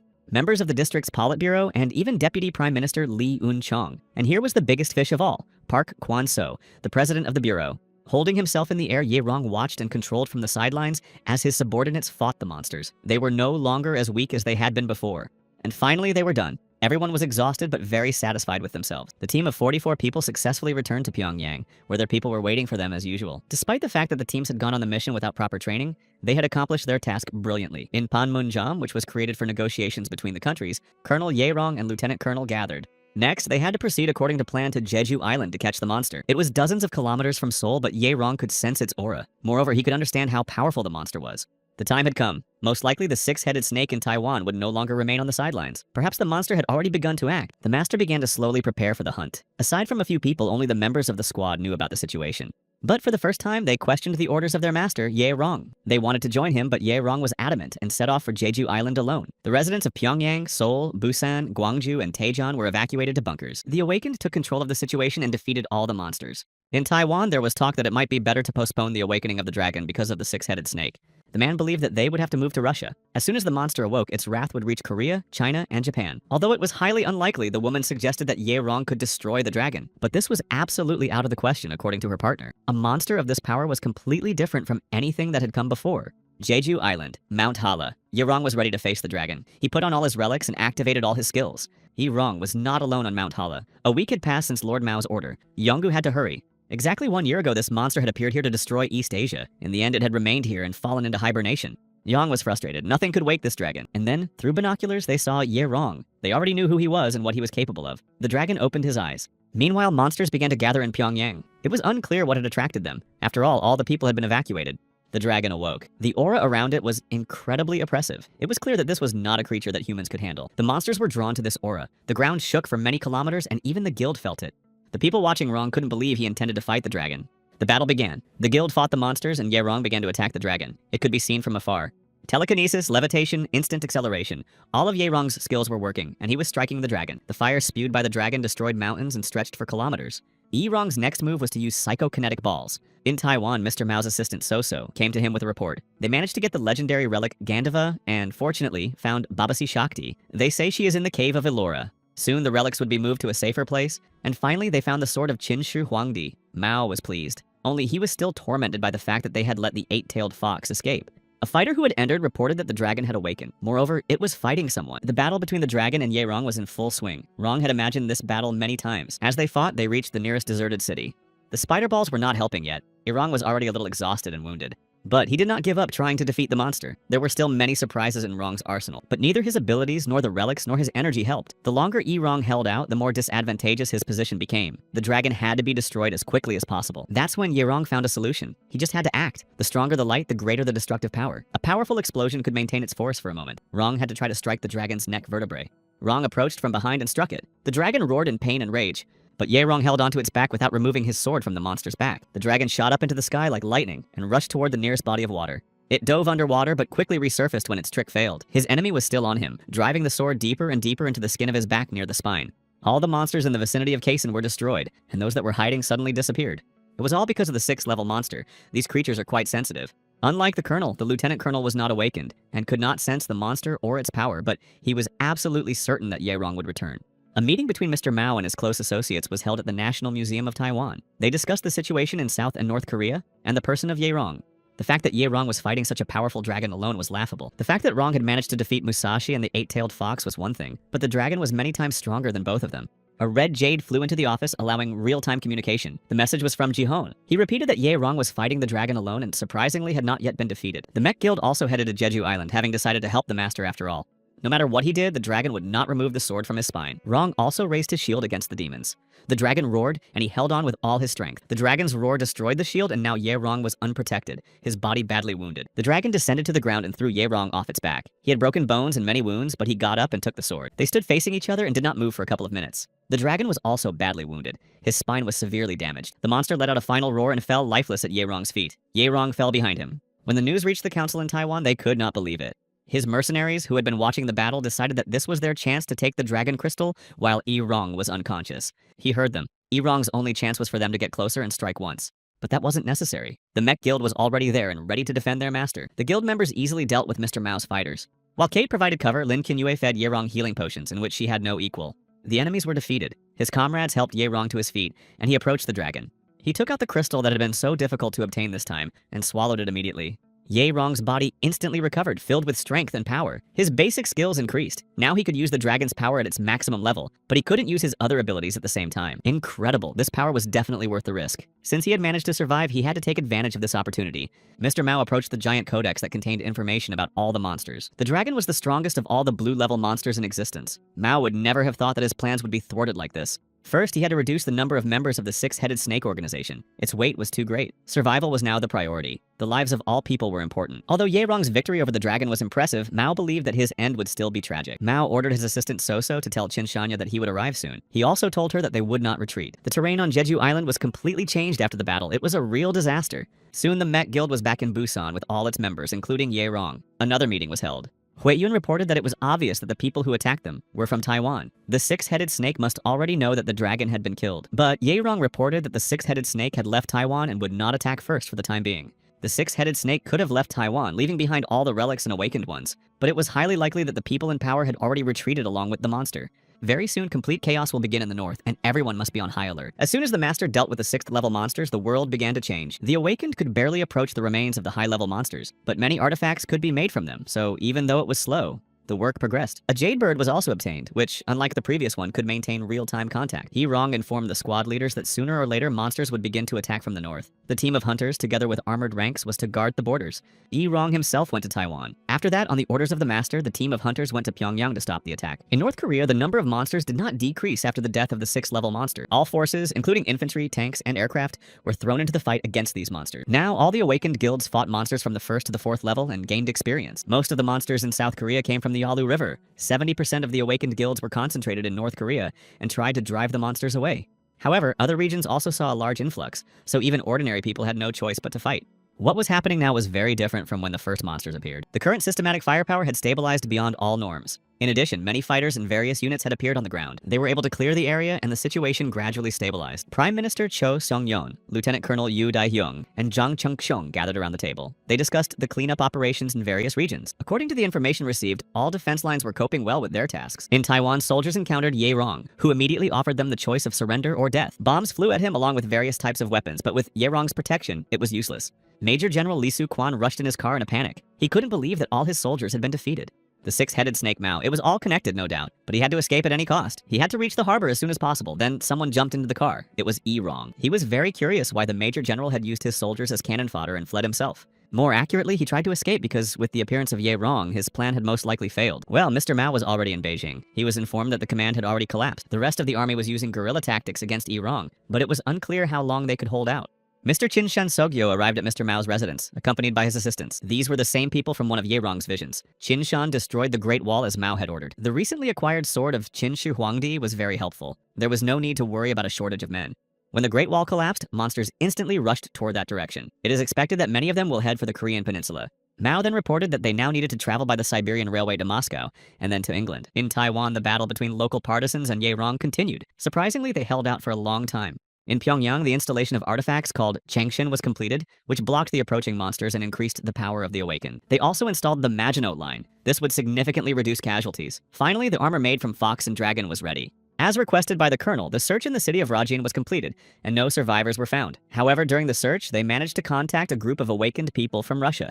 They want to cooperate with Korea to receive and provide any assistance. A line of defense was built around Pyongyang, but the monsters continued to advance from the north. On Rong's orders, it was decided to split the team of hunters to stop the main monsters. However, the fact that the guild was outnumbered could not be ignored. The colonel also told Rong about the group from Russia, and one member who introduced himself as a member of the SSO. 29 years old, her name was Maria Alexandrovna Solovyova. She was the daughter of the deputy director of the FSB, and Rong already knew this. In addition, she had served in the KGB and participated in conflicts in Syria. As it turned out, Rong knew much more about her than anyone else, but he was not ready to say anything or meet with her right now. There were more important matters to attend to. An hour later, Rong promised to return and Maria Alexandrovna was to wait for him. The city of Kaikon, the concentration of monsters per square meter was incredible. But as usual, Rong dealt with them very quickly, collected the crystals, and headed back to Pyongyang. Now it was time for Rong to go to his meeting. He had heard that many awakened ones had come to Maria.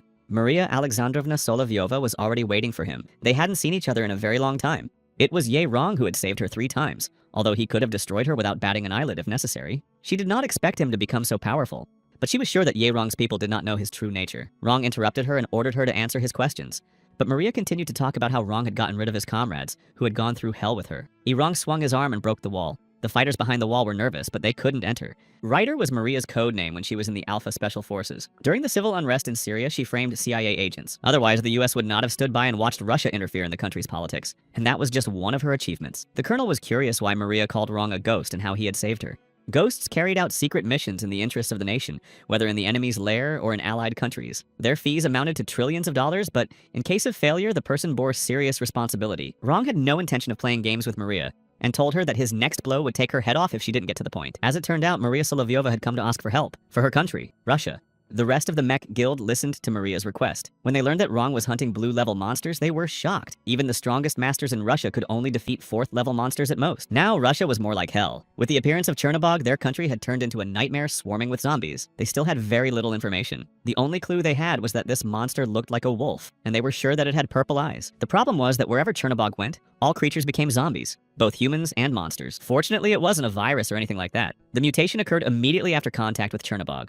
Kate asked Maria what the government was doing, and what about nuclear weapons, but the risks were too high. Many were against it. So Maria came to ask for help. She wanted Rong to help expand the opposition's capabilities. And of course, if the conflict over nuclear weapons was resolved, the guild could take part in capturing the monster. Rong agreed, but he had a condition. The conditions Maria set were as follows. A visit. The essence was that key people from Romesia had to come to Pyongyang and observe the hunt by the Mech Guild, and also the surviving allies of Russia, some of the countries in Eastern Europe and Asia that are open to visitors. The monsters were summoned using a special jade horn engraved with a dragon. The noise attracted a large number of monsters of various ranks and levels. It was time to begin the demonstration. High-ranking officials from different countries and continents watched and waited, and there were indeed a great many monsters, more than anyone had ever seen at one time, a legion of orcs numbering 2,000. There were even 5th-level monsters there. The leaders of the countries began to get nervous and thought they needed to leave urgently, but the guild guaranteed their safety. Conflicts began to flare up among them. Everyone was interrupting each other, and chaos ensued. Suddenly, a huge dragon with blue eyes appeared over the city. Literally, everyone forgot how to breathe. Then the dragon disappeared. This was how Rong showed his power to calm the rioters and show who was in charge. Now everyone understood that Maria was right and that they had not come here in vain. You can't fight someone like Rong. Huiyun and Lo Porum appeared in the sky above the monsters. They were floating in the air thanks to their new blue-eyed dragon skin costumes. Then others appeared in similar outfits. By combining dragon and fox skin, the master had created unique battle suits. Through telepathy, Rong ordered the team of hunters to immediately get rid of the monsters, and the guild members began to show their abilities, which were astonishing to everyone else. The guests watched with wild greed as the Mech Guild easily dealt with the monsters. The spectacle was truly mesmerizing. The representatives of the countries had never seen such power before. Even high-level monsters were no match for the guild's hunting team. The spectators were shocked by how easily the hunters destroyed the strongest beasts. Then Kate and Lin Qinyue demonstrated their mastery of relics. Their magical animals left everyone speechless with awe. In less than 10 minutes, all the monsters were defeated, all 2,000 of them. One of the guests said aloud what everyone was thinking. He said that only professionals could destroy high-level monsters so easily. Modern weapons were certainly effective against them, and nuclear weapons could even destroy a 6th-level monster. However, hunters are very resistant to physical attacks, and this was a big advantage. The same applies to relics. These items are incredibly powerful and at the same time, very dangerous. Their number is limited to exactly the same number as the number of awakened ones. The awakened are chosen specifically to use artifacts and train their abilities. Humans have definitely achieved a lot. Over time, humanity has learned to calmly defeat even blue-level monsters. After the demonstration, Rong announced that he had not yet shown anything. The main event will take place on Mount Pakdu, where a hunt for a 6th-level monster will be demonstrated. Maria and her companions were curious about what Rong was trying to achieve. Did Korea really want other countries to become its servants? Rong didn't care about other countries, he was interested in something else. He wanted them to leave the road open so that hunters could come and go freely. Secondly, they were always obliged to cooperate, disclose necessary information, and provide soldiers if necessary. This assistance would be mutual. And finally, there is the six-headed snake. Rong is certain that there are countries here that are connected to it or will be in the future. Rong does not need the help of these countries in the future, nor should any help be expected in return. If they join Rong's enemies, they will automatically become traitors. The hunt for the 6th level monster will begin in 3 days. Upon returning to their homeland, it will be up to each individual to decide whether to contact Rong or not. Mr. Mao was in Moscow. His offer remained valid for Russia. Sergei was already on his way, and the Taiwanese hoped that Basabi Shakti would take a liking to him. The main thing was that Rong did not find the Thunder Spear during this time. On Mount Paektu, everything was ready for the demonstration of the hunt for the 6th level monster. Rong faced the huge stone unicorn alone. Everyone froze. If the guests hadn't been given pills, it would have been difficult for them to even watch the battle. And then Rong began to demonstrate his abilities one by one. The monster was very fast, and it was extremely difficult to hit it with anything, but not for Rong. The spectators were protected by a protective dome created with the help of relics in Kate's hands. All this time, the monster was on guard and did not let Ron close to him. And only thanks to his incredible speed and cunning did Rong manage to get close to it. One of the guests even said that it was a battle between two monsters. That's how fierce Rong was. And when he awakened his newly found dragon power, it looked truly terrifying. After that, Rong rushed at the monster and there was a powerful explosion. Shurshuan wanted to rush to his aid because Rong was no longer in control of his power and had given himself over to it, but he was held back. When the smoke cleared, the monster's body lay there, showing no signs of life. And sitting on top of it was Rong. He had already come to his senses and announced that the show was over and it was time to go home. It was all over. The foreign guests went home. In fact, the plan had not been thought out by the master. 10 days ago. According to Zhang Chengxiong, the fact that Russia had taken the initiative was a good sign. After all, he saw a bleak future for the mech guild, in which the six-headed snake was turning everyone against each other, and especially against the guild, which had to fight with neighboring countries. At least now they could buy some time. On their way home, the Russians discussed what they had seen. It was simply incredible, everything they had seen. Thinking about Rong, Maria Solovyova could not imagine that he would ever rise so high as he had now. At present, Russia is beset by both internal and external problems. Most of the awakened insisted on the use of nuclear weapons. To stop them, they would have to cooperate with Rong. However, this man is very dangerous. If something goes wrong, it is unlikely that the Guild of the Awakened will be able to deal with him. It seems that representatives of other countries are puzzled by the same problem. The Golden Cup was full again, and Rong was already asleep, watching the future. His companions wondered what his past had been like. The Mexican border. He had 3 bullets left, then 2. And now there were none left. He had to fight hand to hand and knock the weapons out of his enemy's hands. Rong was a true expert in delicate matters and special assignments. Even in the past, he wasn't particularly afraid of weapons in the hands of others. He was a ghost. Alone, he took out 24 armed enemies. According to the lieutenant colonel, Rong's target that day was one of the largest Mexican drug cartels. After infiltrating the syndicate's apartment, he killed the leader and then, in half an hour, disposed of the rest using their own weapons. Rong worked for the armed forces and was a hired assassin. His clients were representatives not only from Korea but also from other countries. The work was strictly confidential. After the organization collapsed, Rong ceased his activities. He was not a man who stood out in any way at the beginning. However, he later achieved incredible success. Rong usually served in an army unit, but his activities were completely different from those of the organization. Over time, he began to be called a ghost because no one had ever seen his face. He was also in Afghanistan on special assignments, purely secret matters. And it was there, watching the deaths of children, old people, and women, that he began to fall into depression, and so he gave up his activities and started drinking. The fact that he was involved in the deaths of innocent people drove him to despair. His conscience tormented him. Then his superiors forced him to accept one last mission. One day, the situation got out of control, and one of the agents left behind evidence with information about Rong. Then he began to be monitored not only by his colleagues, but also by officials. No one except the Major General knew about the members of the organization and their number. The final mission for everyone was to destroy all members of this organization, and the only person who completed this mission and destroyed all his colleagues was Rong. The Major General was forced to do this under pressure from the government, which was concerned about its reputation. Thus, Rong was the one who remained alive. The soldiers had no choice but to follow him. Agents were sent to him, some trying to win him over, others openly threatening him. Everyone's goal was either to destroy him or recruit him, but nothing worked. Over time, the master lost interest in everything. He stopped resisting. He did not want to live. His conscience would not let him rest. Until the world was plunged into chaos, there had been little news of him in recent years. While the lieutenant colonel was telling this story, Rong was still in his dream. It was all over. The monsters of the 6th and 7th levels. Only small monsters remained, but the survivors could easily deal with them on their own. If Rong had managed to stop Chernobog Ban Hayok Uk in time, he would not have died. If he had been able to eliminate Farnir Quetzalcoatl and the Orc King Lin Qinyue, Kei Shishuan, Kim Yuri, Zhang Chengxiong, and the others would have survived. But in the end, Rong was left all alone again. It was all a mistake. All his plans. It was time to end it all and destroy the last man. The end had come. And then Rong woke up. It couldn't end like this. It was his worst nightmare. Rong had changed the future many times before, and would not allow such a tragedy to befall him again. After hunting the 6th level monster, they changed their strategic plan. Lim Hyun-jung and his unit were sent to build the front line. The deputy commander and his commandos had to go to Kaesong to command the army. The master and his team of hunters were preparing to leave for Russia. Soon, the situation would turn into a living hell. After flying to the border, Rong released the pilot, and the hunters continued on their own through the air. Rong did not sense any danger nearby, so it was decided to descend to conserve energy. They headed for Vladivostok, where Maria and her brother were already waiting for them. After that, they headed along the railway toward Khabarovsk.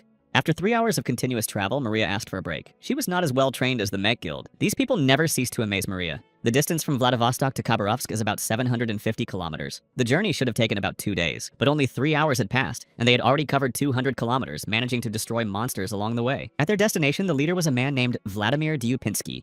He was a local boss and former head of the president's security detail. People like him don't usually live in such remote areas as the Far East. Vladimir Dyupinsky used to be a big shot, but times had changed, and he had been exiled here. He had been stripped of his power. Rumor had it that he was not one of the awakened. In Khabarovsk, local soldiers were fighting off an influx of monsters. At that moment, the Mech Guild arrived with Maria, and they immediately joined the battle. There was no time to waste, and they had to deal with everyone as quickly as possible. At that moment, the leadership was deciding what to do with such an influx of monsters. Some even planned to burn the city to save it. According to Vladimir Dyupinsky, if the Tiger Squad stationed at Lake Baikal was defeated, they would all be doomed. A soldier burst into the room and announced that it was all over. All the monsters had been destroyed. Ron's team was introduced to Vladimir Dyupinsky and his colleagues. It was clear that Vladimir was not very happy about strangers on his land and reproached Maria for involving someone else. Vladimir was not interested in Ron's conditions or Maria's excuses. He just yelled and was very angry. Vladimir also stated that they did not need anyone's help and that he would turn a blind eye to the border violation if the guild returned home immediately. In response, Rong said that he did not need the land, but he knew how dire the situation was. Help was their last chance. This angered Vladimir even more. Mr. Sergei was already at Lake Baikal fishing. Mao's assistant appeared and reported that the Major General's army had passed through Birobidzhan. They were much faster than Sergei had expected. Vladimir's fighters were moving at full speed. Needless to say, without the Tiger Squad, the Major General and his soldiers in Khabarovsk would soon be defeated. But Sergei believed there was no need to rush. The man who was coming here was quite a big fish. Sergei and Mao's assistant met on the back of a huge monster. Khabarovsk and Birobidzhan had been reduced to ruins, and if it weren't for Rong, Korea would have suffered the same fate. Huyun drew Rong's attention to the bodies of the soldiers. It was clear that they had not been killed by monsters, but by humans. However, the problem was that this was the work of high-level awakened beings, and the damage had been inflicted by professionals. Maria then suggested that it was a trap, and that the six-headed snake was involved. This meant that the people who had gone to Lake Baikal were in danger.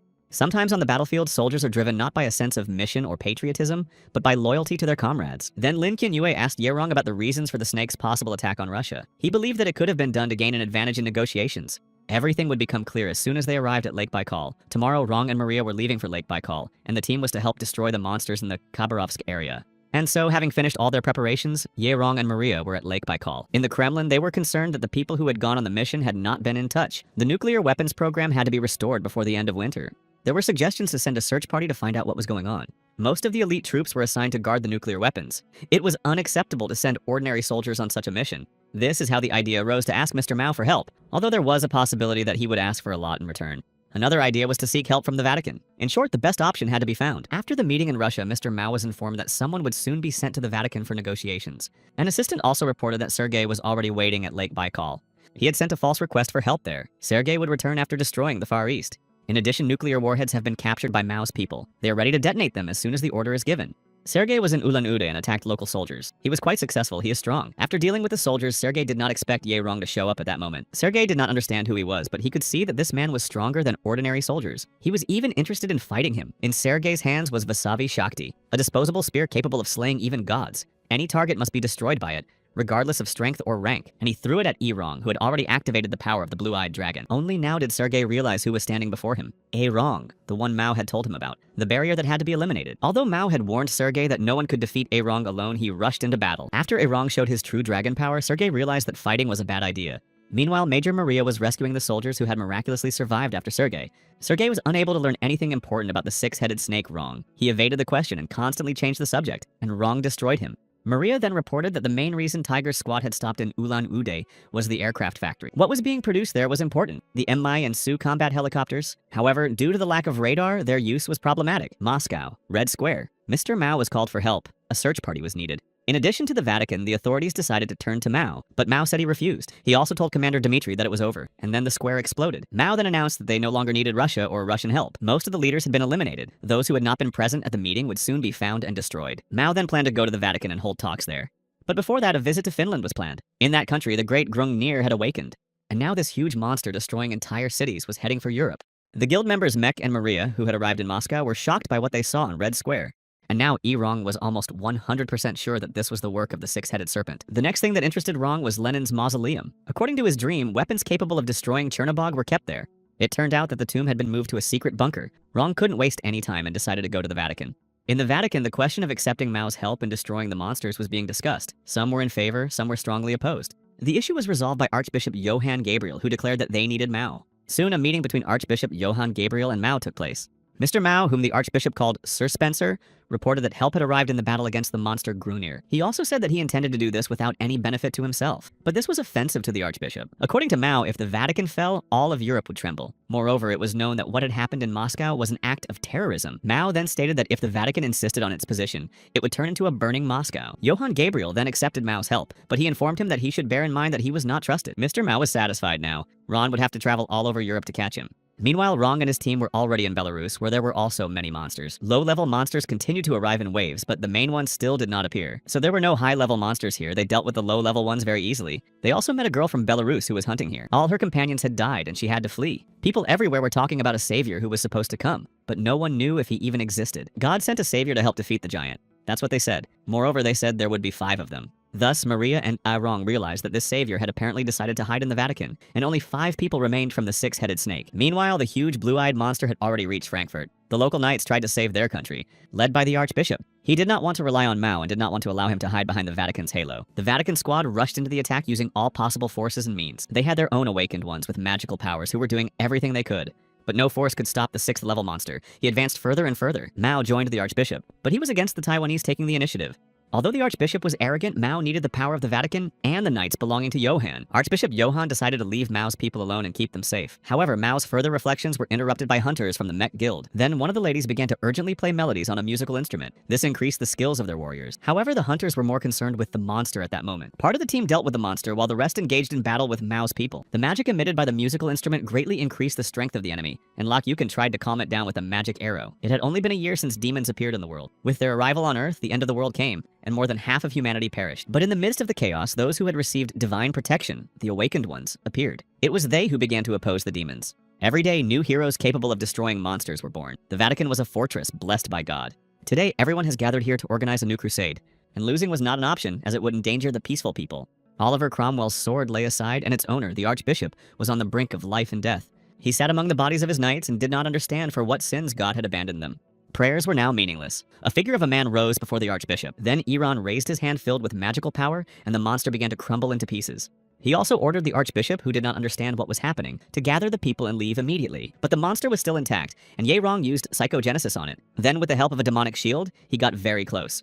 The furious monster tried to strike Ye Rong with its fist, but he was too fast and agile. Breaking through the monster's armor proved more difficult than it had seemed at first. However, Ye Rong did not give up.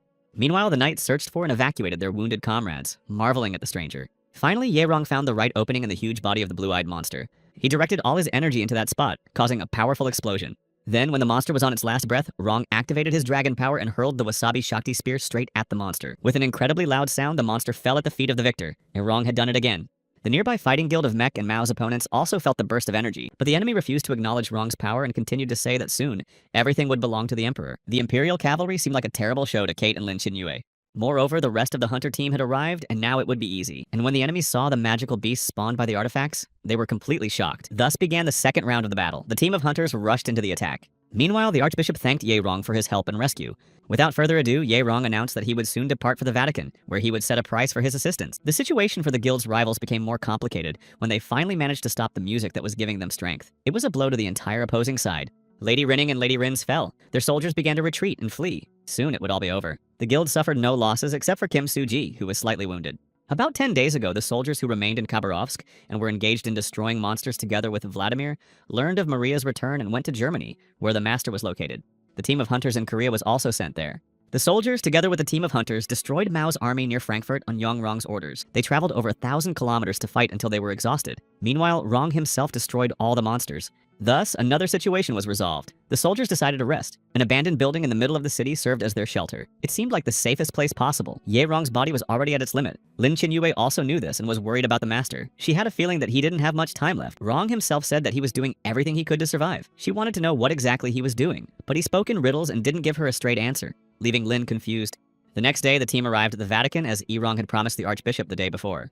The Vatican officials thought that Wrong's group looked like bandits and were upset that such people were desecrating a holy place.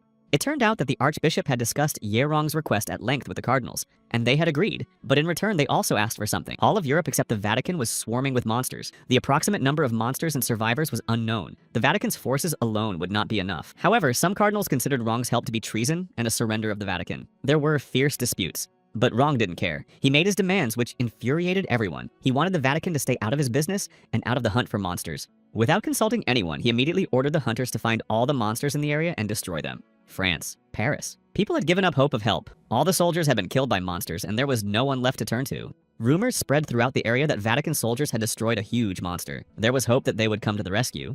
The nearest wall collapsed and a green-eyed monster peered into the building. People began to scatter in panic. Hunters flew after the monster, competing to see who could kill the beast faster. The French looked at the hunters as if they were a miracle. Their salvation had arrived. A similar situation occurred in Belgium in the town of Antwerp. The same happened in Lisbon, Portugal, Prague, Czech Republic, Oslo, Norway, Dublin, Ireland, and so on. The hunters destroyed crowds of monsters and collected many stones. People searching for monsters competed to see who could find the most. The hunters were stronger than anyone else and possessed special skills. In addition, they had a powerful leader. They absorbed the green stones of the monsters, thereby increasing their attributes. They destroyed all enemies in their path and feared no one. This is easy to understand considering how many battles they had fought under the leadership of Wrong. The Crusader Knights relied heavily on relics, did not recognize monster stones, and first performed a purification ritual. The bones and flesh of monsters were considered defiled and therefore burned. England, Folkestone. Mao was already there. He understood that he had no trump cards left and was going to borrow some. It must be acknowledged that Mao was strong and easily dealt with a 4th level monster. Mao's soldiers in Germany had been destroyed. Since the Eurasian continent had already slipped from his grasp, there was no reason to stay, and Mao decided to go to America. Vladimir believed that if they went to America in their current state, the Pentagon would never go after Mao and suggested Egypt, but Egypt was too close, and Mao was afraid of falling into the hands of Iran. However, they couldn't give up so easily. Mao ordered that they be sent to a man in Mongolia with a message that they wanted to use nuclear weapons. As a gift, they would receive a 7th level monster. Master Wrong was in Russia, in the city of Menzlinsk. Lin Qinyue wanted to know why he was there. He gave the hunters a rest, but she followed him anyway. But Wrong asked her a question in return. Did she know anything about Chernobog and the Great Warrior's sword? She knew that this was the only way to save Wrong, but Chernobog's location was still unknown. Given the damage in the city and the spread of zombie monsters to Moscow, he was unable to get there. As for the sword, Maria said that it had last been seen in Lenin's mausoleum on Red Square. It was time to go. But then Wrong sensed that something was approaching. There was a powerful explosion in Mongolia. A man with long blonde hair emerged from the flames. In Myanmar, a powerful 5th level Warhammer monster was on the rampage. He was hunting his own kind for fun. China, the city of Kaochin. Monsters flooded the city. Local fighters opened fire on them. There were no monsters above level 4 here. The search company tasked with destroying the Mech Guild successfully completed its mission upon arriving at this location. But something was still wrong. China, Russia, Thailand. They were all heading to the same place. All the high-level monsters were going to Mongolia, to where the explosion had occurred, and they all knelt before a light-haired man. The guild headquarters also received information that a nuclear explosion had occurred in Mongolia. The team of hunters scattered across Europe immediately gathered in the Vatican. Apparently, the nuclear warhead had been stolen from Siberia, as Maria had suspected. They had to find the warrior's sword as soon as possible. According to Major General Vladimir, this sword might not be worth anything, and the 7th level monster might not be Chernobog, but the Orc Khan. In addition, Zhang Chengsheng had seen the nuclear explosion in the bowl, and was sure that the Orc Khan had something to do with it. The orcs were not like other monsters, and extreme caution was required. The Archbishop was very interested in Wrong's plans and was ready to come to the rescue with his knights. Indeed, the guild was now inferior to them in strength. It was necessary to fight the monsters and try to eliminate their leader at the same time. Wrong agreed to accept help. There were about 100,000 monsters. There were about 500 fighters. The Vatican's awakened ones were very important now. The Orc Legion gathered on the shores of the Black Sea, where the hunters and the master had already arrived. The team of hunters consisted of horsemen, knights, crusaders, a terracotta army, and all kinds of artifacts. This was what had been gathered against the monsters. The orcs parted, and their leader, the Orc Khan, stepped forward. Everyone found it difficult to breathe. Moreover, the Orc Khan was a skilled speaker. He declared that he was a god whom people must believe in and serve. But then he said that he had chosen humans as food for his subjects, and that humans must accept this. The Orc Khan's magic was powerful, but it was countered by the equally destructive power of Wrong. The sky darkened. Lightning began to strike continuously in different places. A hurricane began. Wrong and the orc leader stood facing each other. The knights were against Wrong, ruling them as he pleased. Moreover, they were unable to deal with monsters above the 4th level. Wrong responded to this. The monsters that were approaching were of different levels. The strongest were taken on by the hunters led by Wrong himself, while the knights had to deal with the rest. Wrong had no patience for the weak, and announced that if the soldiers were afraid and threw tantrums like this, he would destroy them all personally. Only the hunters stood bravely in place and waited for the approaching storm. When the orc chieftain awoke, he immediately went to the place where he sensed a wild energy. It turned out that the source of this power was Wrong. To the monster, confronting an ordinary human seemed amusing and very ironic. Rong had no intention of listening to the orc chieftain's taunts and musings and immediately struck with his sword. The monster rose into the sky and slammed his body into the ground, causing a powerful explosion. He was afraid of nothing. This happened again and again. Everything around them was collapsing. The knights and hunters were just watching. From a distance, the consequences of the battle between the two strongest rivals could be seen. For now, Hu Yun, who led the hunters, gave no orders, not until the battle began, and it was not permitted to interfere in a battle between masters. In between attacks, the orc chieftain managed to hurl insults at Rong and repeat that everyone would die today. But no matter how hard the chief tried to destroy Ye Rong, none of his attacks had been successful so far. The orcs launched their attack. The troops rushed forward. The battle began. Most of these monsters were monstrously huge and stronger than ordinary monsters. The girls from the hunter team used relics as usual, while the Vatican servants used magical prayers.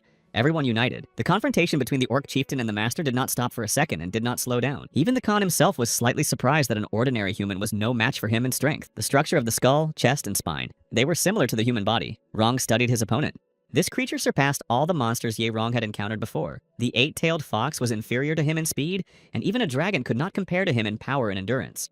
The problem was that its body regenerated faster than Rong could strike it. This monster definitely possessed some kind of hidden power, and somehow he became stronger than he was at the beginning of the battle.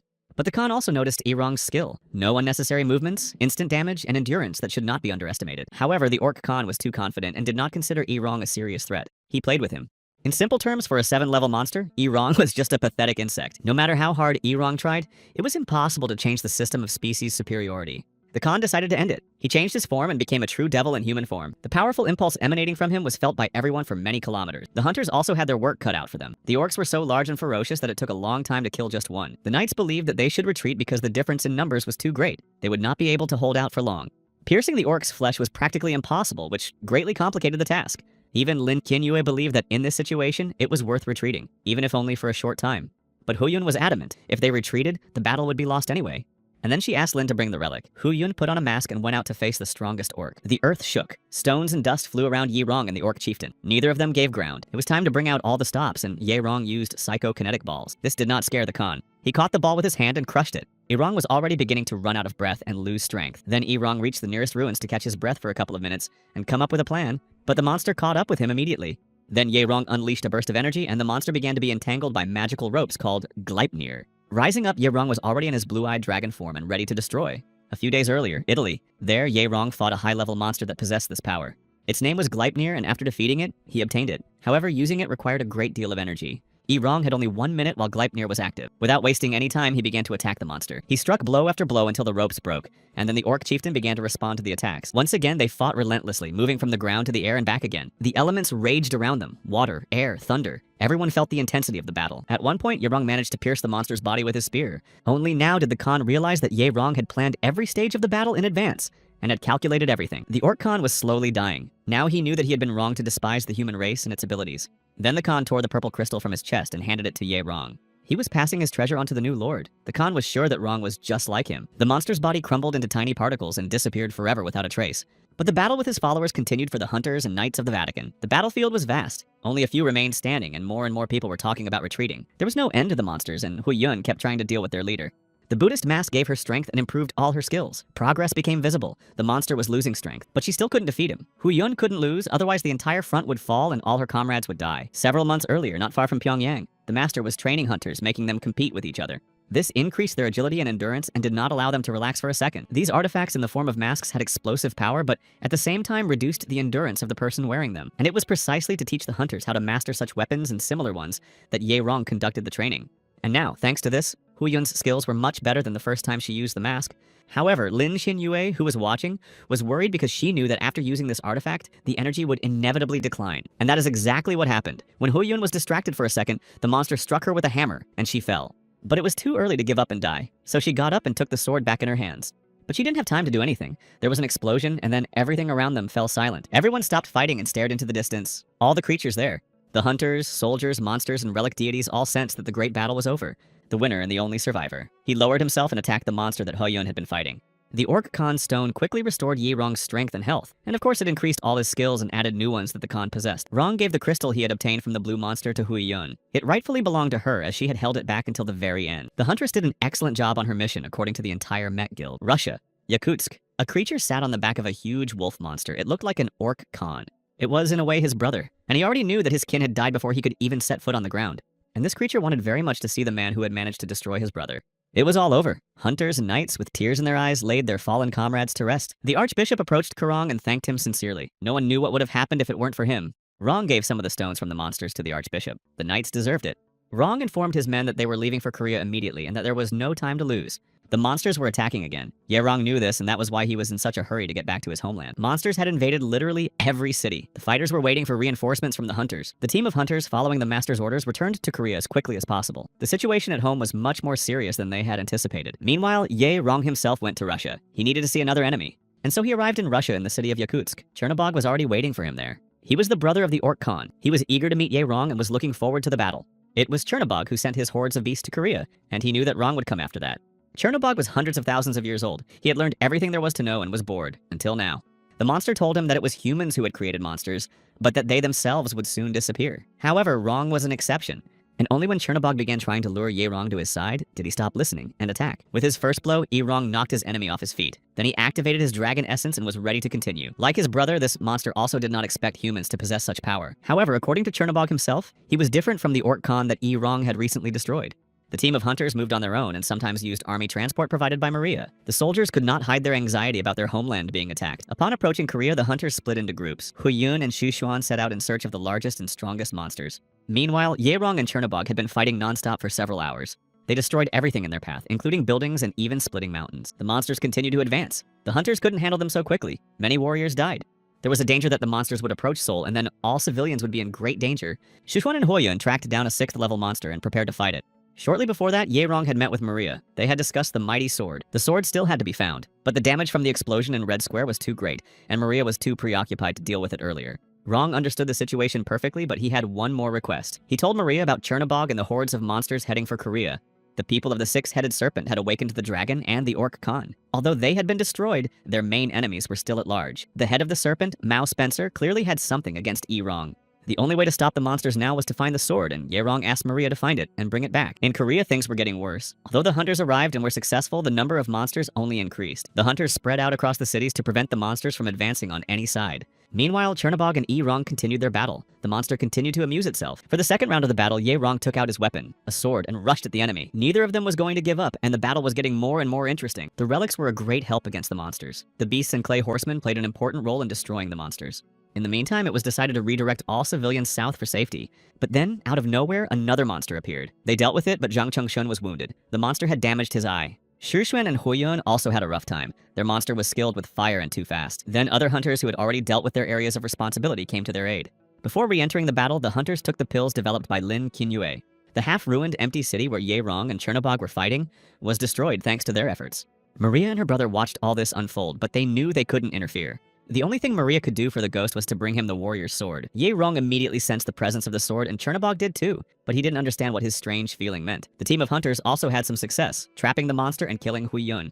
To get to the sword, they had to distract Chernobog, and Rong used psychokinetic balls. However, Chernobog also managed to notice the sword before Rong could get hold of it. He took it for himself, but Rong had another trick up his sleeve, which worked on Chernobog's brother. Magic ropes wrapped around Chernobog's body, and Rong had exactly 1 minute. He approached his opponent and began striking him in various parts of the body with his sword. And that minute became a triumphant one. For just a minute, Rong became stronger than Chernobog and managed to wound him and take the relic. And so the situation turned around. With the sword of the warrior, Ron managed to inflict serious injuries on Chernobog. When Rong pierced Chernobog's body and did not let go, the wound began to spread. In Seoul, Zhang Chengshun was given first aid and was taken to the hospital. When he regained consciousness, Lin Qinyue informed him that although there were many casualties, the battle was over and had ended in victory. After defeating Chernobog, Rong wasted no time and immediately set out for America. He wanted to catch the leader of the six-headed snake, Mao Spencer, as soon as possible. It was unclear what else to expect from him. The Vatican agreed to cooperate. Their intelligence services would help if Mao tried to escape again.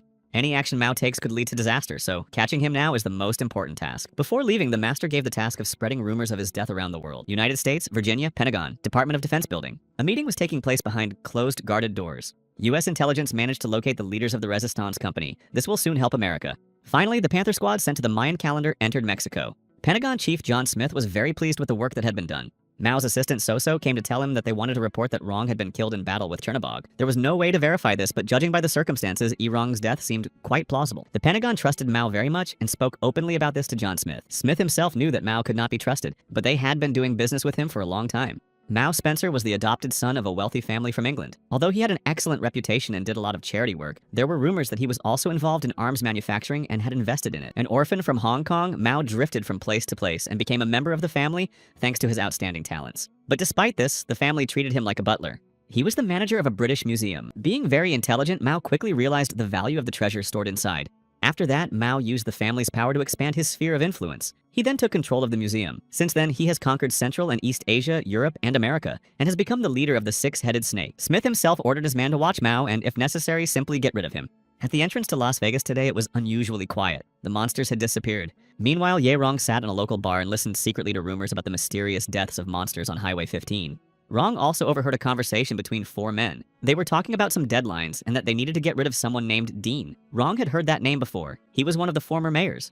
The barmaid who saw Rong for the first time sensed some hidden power in him and decided she had to tell the mayor about him. In the Valley of Death, Rong found Dean. He was hunting monsters, and there were guys from the bar nearby. They were very frightened when they saw a blue-level desert dragon in front of them. Dean was their leader, and he ordered everyone to get back in the car while he distracted the monster. When Dean thought it was all over, Rong came to the rescue. What's more, he had already taken care of the people who were going to kill Dean. From them, he learned some information about Smith and that Mao was with him. Former Mayor Dean and Ye Rong returned to the bar. Ye Rong had no intention of answering Dean and Michelle's questions. On the contrary, he needed some answers, and Dean suggested going to their hideout. Michelle was shocked, but Dean decided that Ye Rong could be trusted. Nevada Hoover Dam. This was their home, the Ark of the Rangers from Vegas.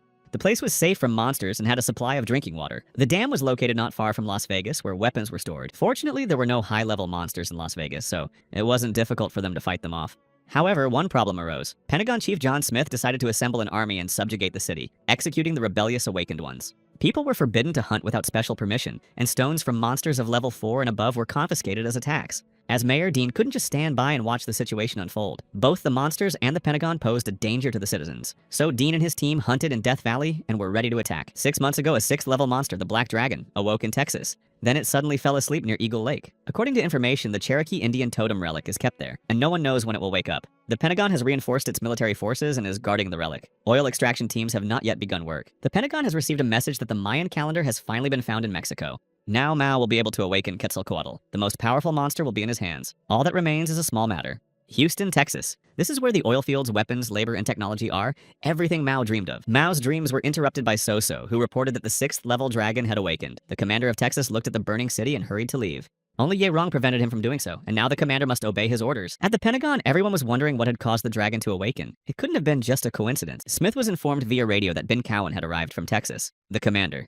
However, no one knew yet that Ben Cohen had arrived at the Pentagon not alone, but with Rong. Pulling up to the building, Rong threw Ben out of the car and got out himself. It was time for Mao to pay his debts. He couldn't believe that Rong was alive and had managed to defeat Chernobog. Smith began to laugh loudly. Now he understood who Mao Spencer had been running from all the way to America. Jumping off the balcony, Smith changed. His body looked like that of a beast, and he clearly planned to attack Rong. For Ron himself, this was a chance to kill 2 birds with 1 stone, both Mao and Smith. On one side, Mao's assistant was flying toward Rong, and on the other, the beast-like John Smith. Just a second later, the Pentagon leader was gone. His self-confidence was slightly exaggerated. Only Mao remained. The Pentagon fighters opened fire on both Rong and Mao at once. But none of them could even move. It was as if space had frozen them in place.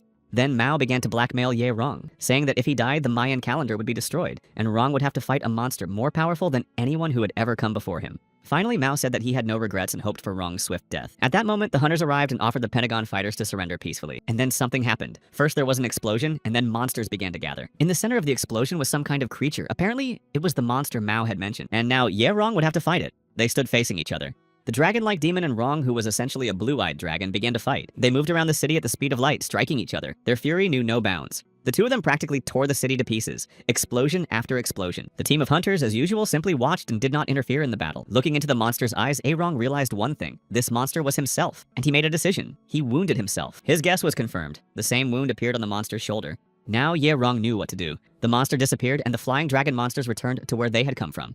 The hunters who rushed over were shocked by what they saw on the battlefield. 3 years. That was how much time had passed since the battle. The world without people had become very empty. No one knew the whereabouts of the master. All members of the Met Guild felt in their hearts that he had died, but no one spoke of it aloud. Fortunately, after Ye Rong's disappearance, no high-level monsters appeared. However, more than 70% of the planet was still inhabited by monsters. The Met Guild grew increasingly powerful thanks to its artifacts and awakened warriors. But then an emergency arose. A powerful monster awoke in Afghanistan. Level 6. According to records, it was the strongest monster since the fallen dragon. Huyan took the master's place, and she planned to go to Afghanistan. By the time the team of hunters arrived, the monster had already been defeated. But it wasn't Huyan who defeated it. As it turned out, when she arrived, the monster was already dead. They all knew that there was only one person in the world capable of dealing with such a powerful beast so quickly. The one who had fought alongside them for many years. It was Ye Rong. He had returned.